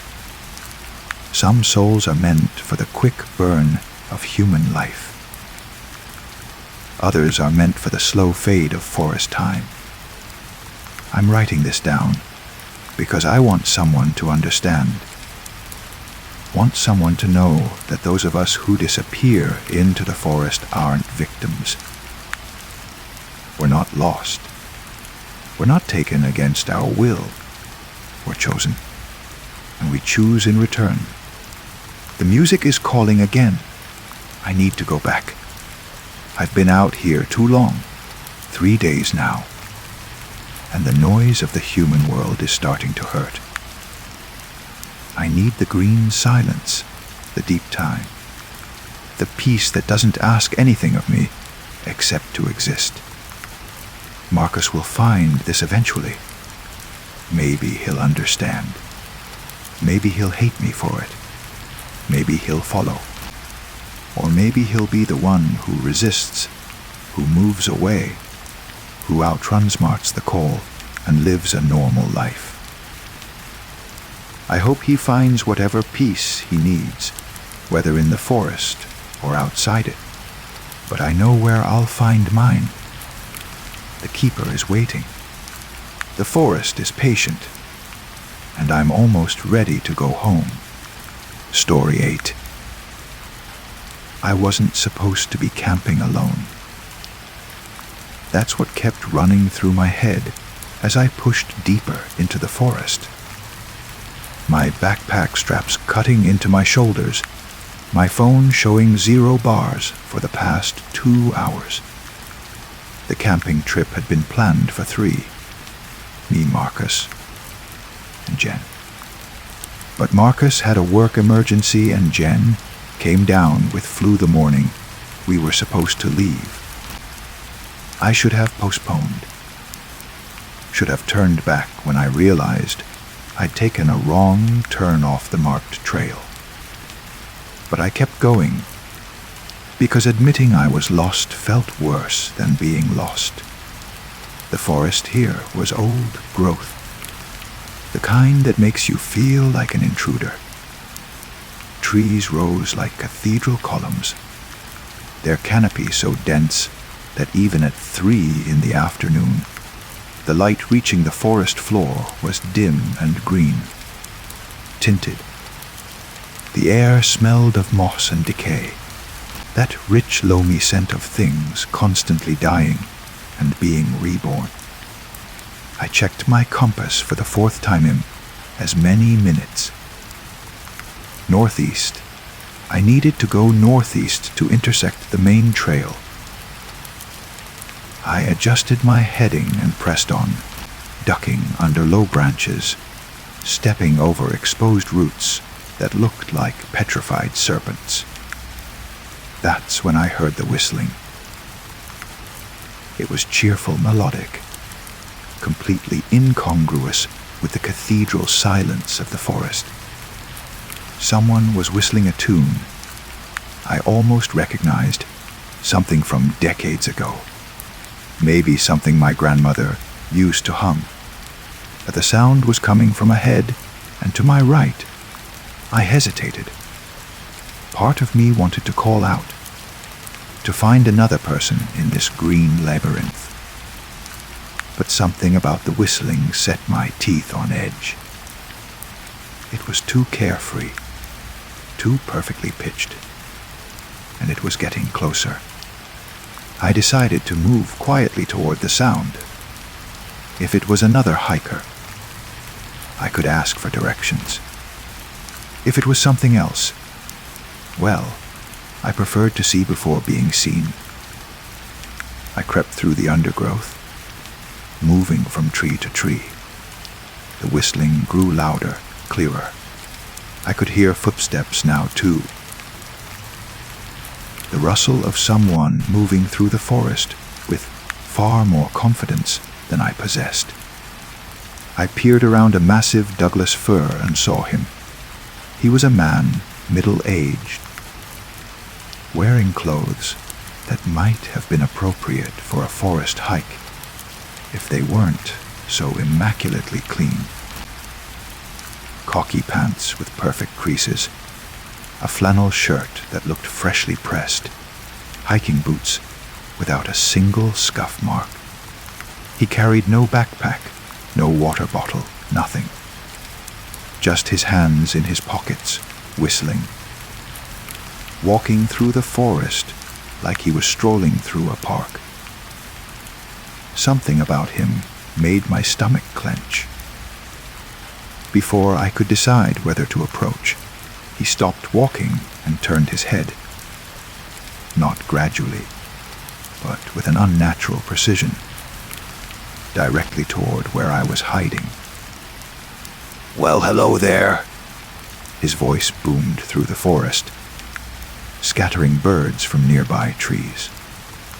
"You lost, friend." I stepped out from behind the tree, trying to appear casual. "Just a bit turned around," I said, forcing a smile. "Took a wrong turn a while back." He grinned, a wide expression that showed too many teeth. Happens all the time in these woods. All the time. Trees look the same, trails wander. Compasses act funny. He tapped his temple. Magnetic anomalies, you know. Something about the mineral deposits. "Right," I said slowly. "Do you know the way back to the main trail? The Cascade Loop?" "Whoosh!" Sure. I know these woods like the back of my hand. He held up his hand and studied it, as if examining the back of it for the first time. Like the back of my hand.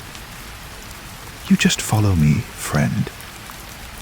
I'll get you right where you need to be. Every instinct I had was screaming not to follow this man. But what was my alternative? I was lost. It would be dark in a few hours, and he was offering help. I nodded. That would be great, thanks. No problem at all. No problem. His enthusiasm seemed excessive. I love meeting folks in the forest. Gets lonely sometimes, you know. Just me and the trees and me. He started walking, gesturing for me to follow. You got a name, friend? David, I said, shouldering my pack and following. I didn't ask his name, hoping he wouldn't offer it. David. Good, solid name. Biblical name. I'm Richard, but my friends call me Rich. He glanced back at me, that wide grin still plastered on his face. We're friends now, right, David? Sure, I said, though my hand had unconsciously moved to the knife clipped to my belt. We walked in silence for a few minutes, Rich leading us deeper into the forest. I tried to keep track of our direction, but the terrain was confusing, and Rich seemed to take turns at random. Navigating by some internal map, I couldn't decipher. You camp alone often? Rich asked suddenly. Sometimes. Today just worked out that way. Brave, he said, drawing out the word. Brave or foolish, hard to say which. These woods, they're old. Old things get hungry. You ever think about that? I felt a chill despite the warmth. Hungry. The forest, Rich said, spreading his arms wide. It's alive, David. Really alive. Not just the trees and animals, but the whole thing. It breathes, it thinks, it wants. And every now and then, it needs to feed. I stopped walking. Look, Rich, I appreciate the help. But maybe I should just... We're almost there, he said brightly, ignoring my hesitation. Just through this next bit. There's a clearing up ahead, real pretty spot. You'll like it. Against my better judgment, I followed. The alternative was striking out on my own, and I'd already proven I couldn't navigate these woods. At least with Rich, I was moving somewhere, even if that somewhere made me increasingly uneasy. The clearing appeared abruptly, as clearings in dense forest often do. One moment we were surrounded by trees. The next we'd stepped into an open space, perhaps 50 feet across. The grass was unnaturally green, unnaturally uniform, like a lawn someone had been tending. In the center of the clearing stood a ring of stones, each about waist high, arranged in a perfect circle. Rich walked to the center of the clearing and turned to face me, his arms spread wide. What do you think? Beautiful, isn't it? It's something, I said, staying at the edge of the tree line. The stones bothered me. They were too deliberately placed, too regular. And there was something carved into them, symbols I didn't recognize. This is a special place, David. A sacred place. Rich's voice had changed, become deeper, more resonant. The heart of the forest, where it all connects. Rich, I really need to get back to the trail. If you could just point me in the right direction.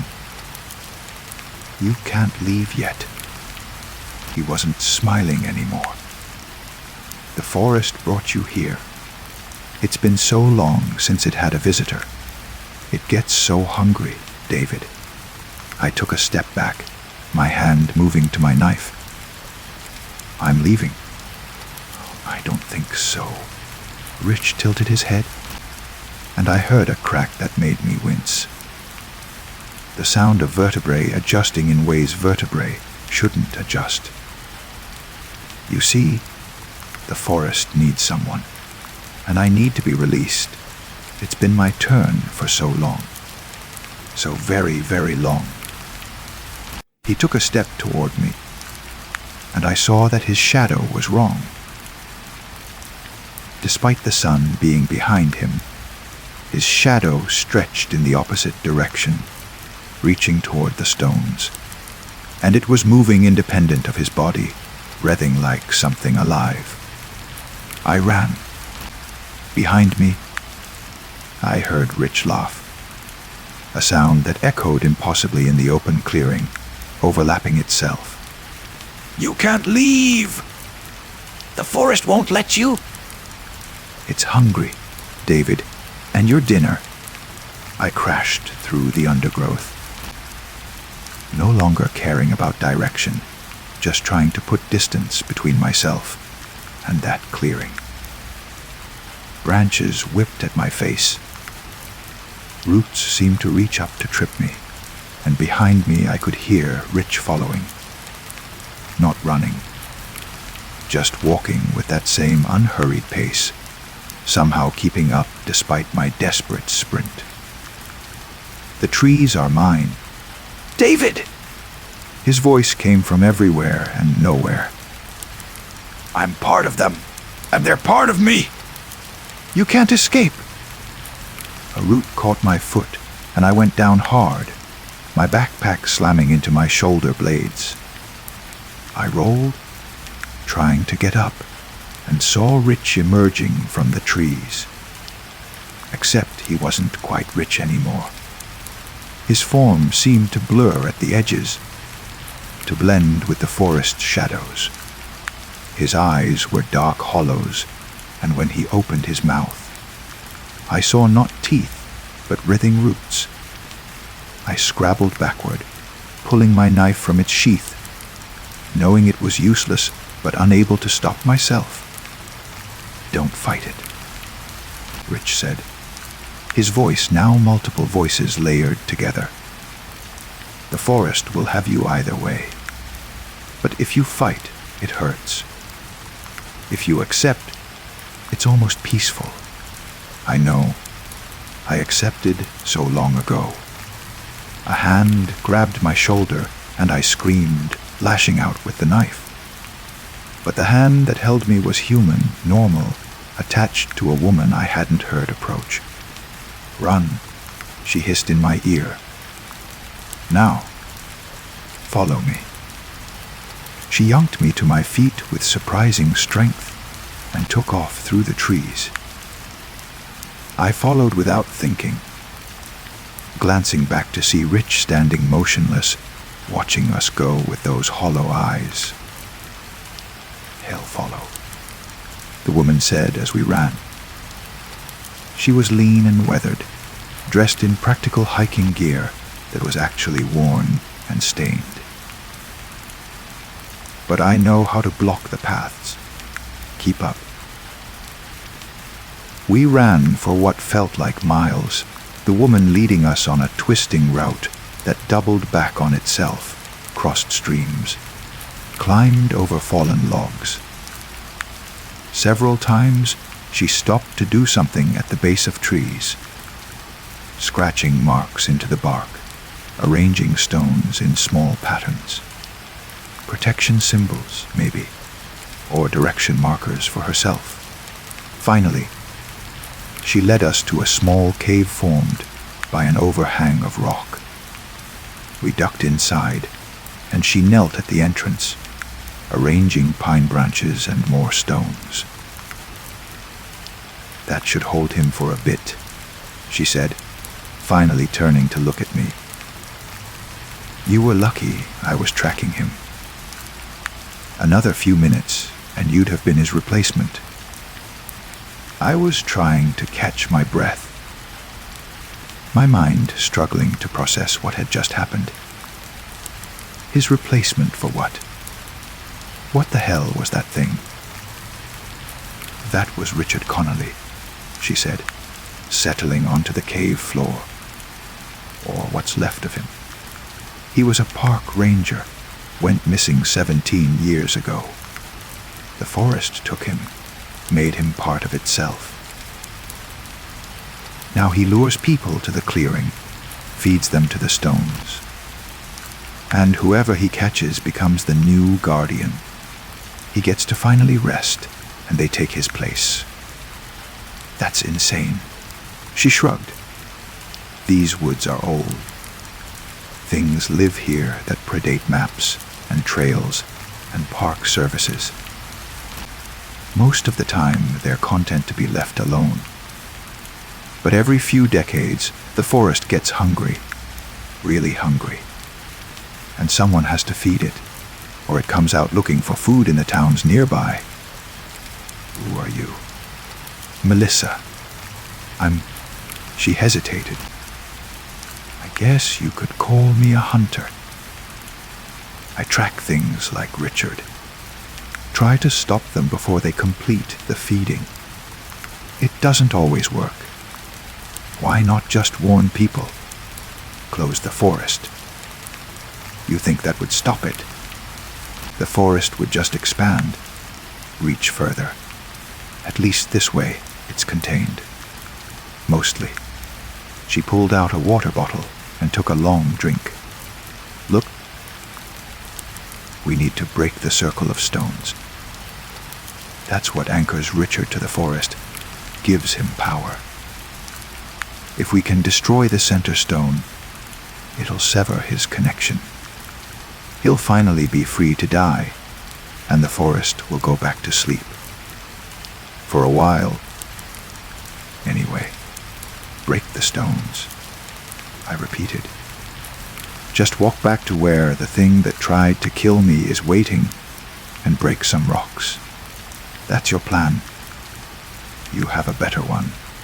I didn't. And despite the insanity of everything, I believed her. Maybe it was shock, or exhaustion, or the memory of Rich's eyes turning to hollow darkness. But I believed every word. How do we do it? I asked. Melissa smiled grimly, carefully, and quickly. We waited in the cave until dusk, Melissa explaining her plan.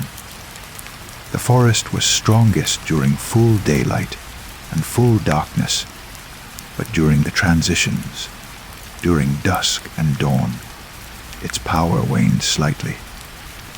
That was our window. As the light faded to that peculiar blue, gray of twilight, we moved out. Melissa led us back toward the clearing. A route I couldn't have retraced alone, but she navigated with certainty. We moved in silence, communicating in hand signals. When the clearing appeared ahead, we crouched in the underbrush.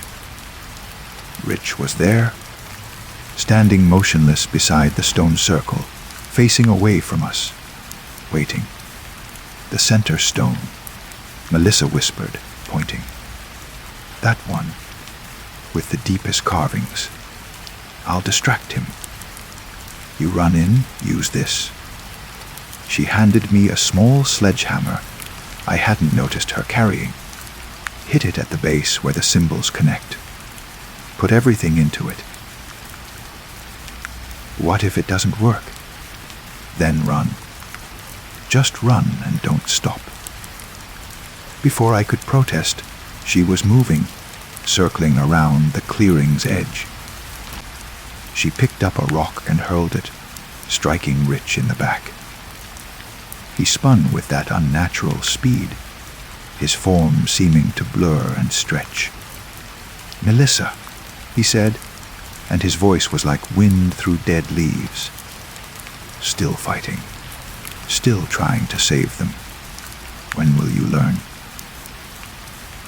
"When you're finally at rest," she replied, stepping into the clearing. I didn't wait to see more. I burst from the trees, sprinting for the center of the stone circle. Rich saw me, started to turn. But Melissa was there, somehow moving to block him, her hands weaving patterns in the air that left glowing traces. The center stone loomed before me, up close. I could see the symbols clearly, ancient markings that seemed to writhe and shift in the twilight. The stone hummed with a low vibration I felt in my bones. I swung the sledgehammer with everything I had. It connected with a crack like thunder.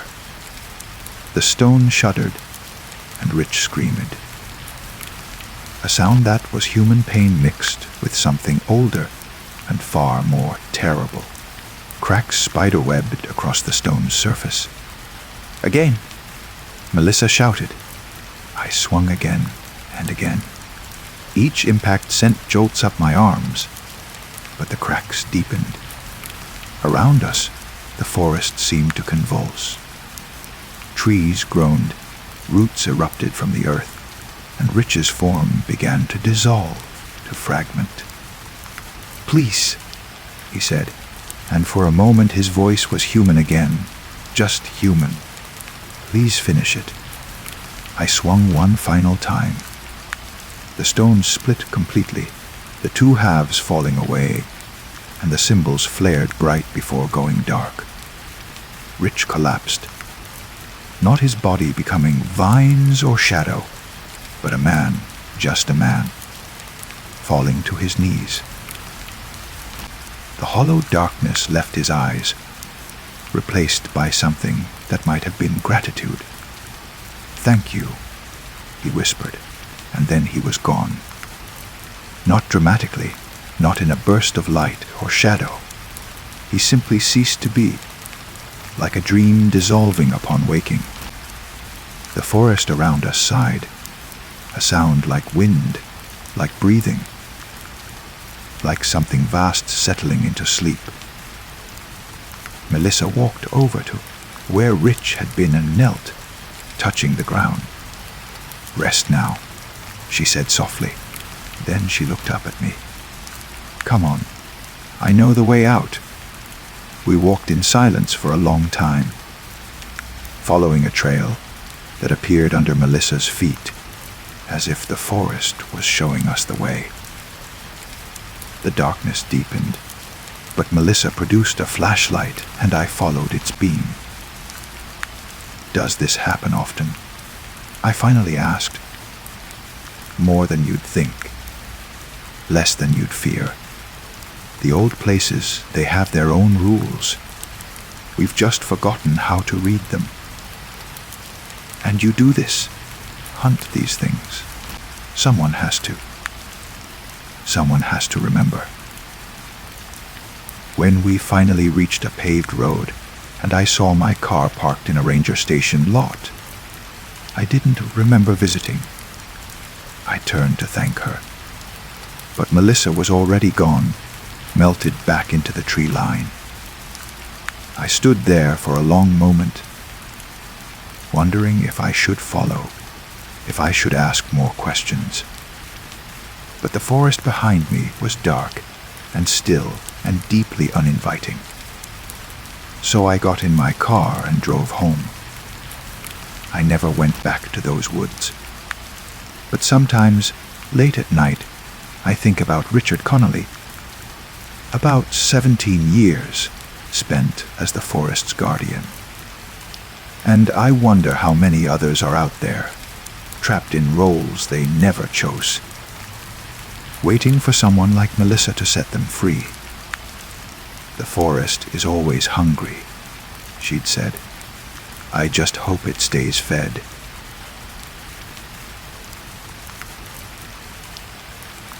And with that, our time tonight comes to an end. To everyone who stayed until the very last moment, thank you. Truly, having you here sharing these shadows, makes the darkness feel a little less empty. I'm grateful you chose to spend a piece of your night here with me. I hope these stories brought you that quiet shiver, the kind that makes you feel alive. There's something special about this, all of us, connected by the love of a good story, whispered in the dark. I'll be back soon with more echoes from the void, more mysteries waiting to be told. Until then, rest well, sleep deeply, and if you hear footsteps that shouldn't be there, just remember they're only stories. Oh, and before you drift off, if you enjoyed our time together, a like and a subscribe will make sure we meet again, somewhere in the dark. Thanks for listening. I'll see you next time.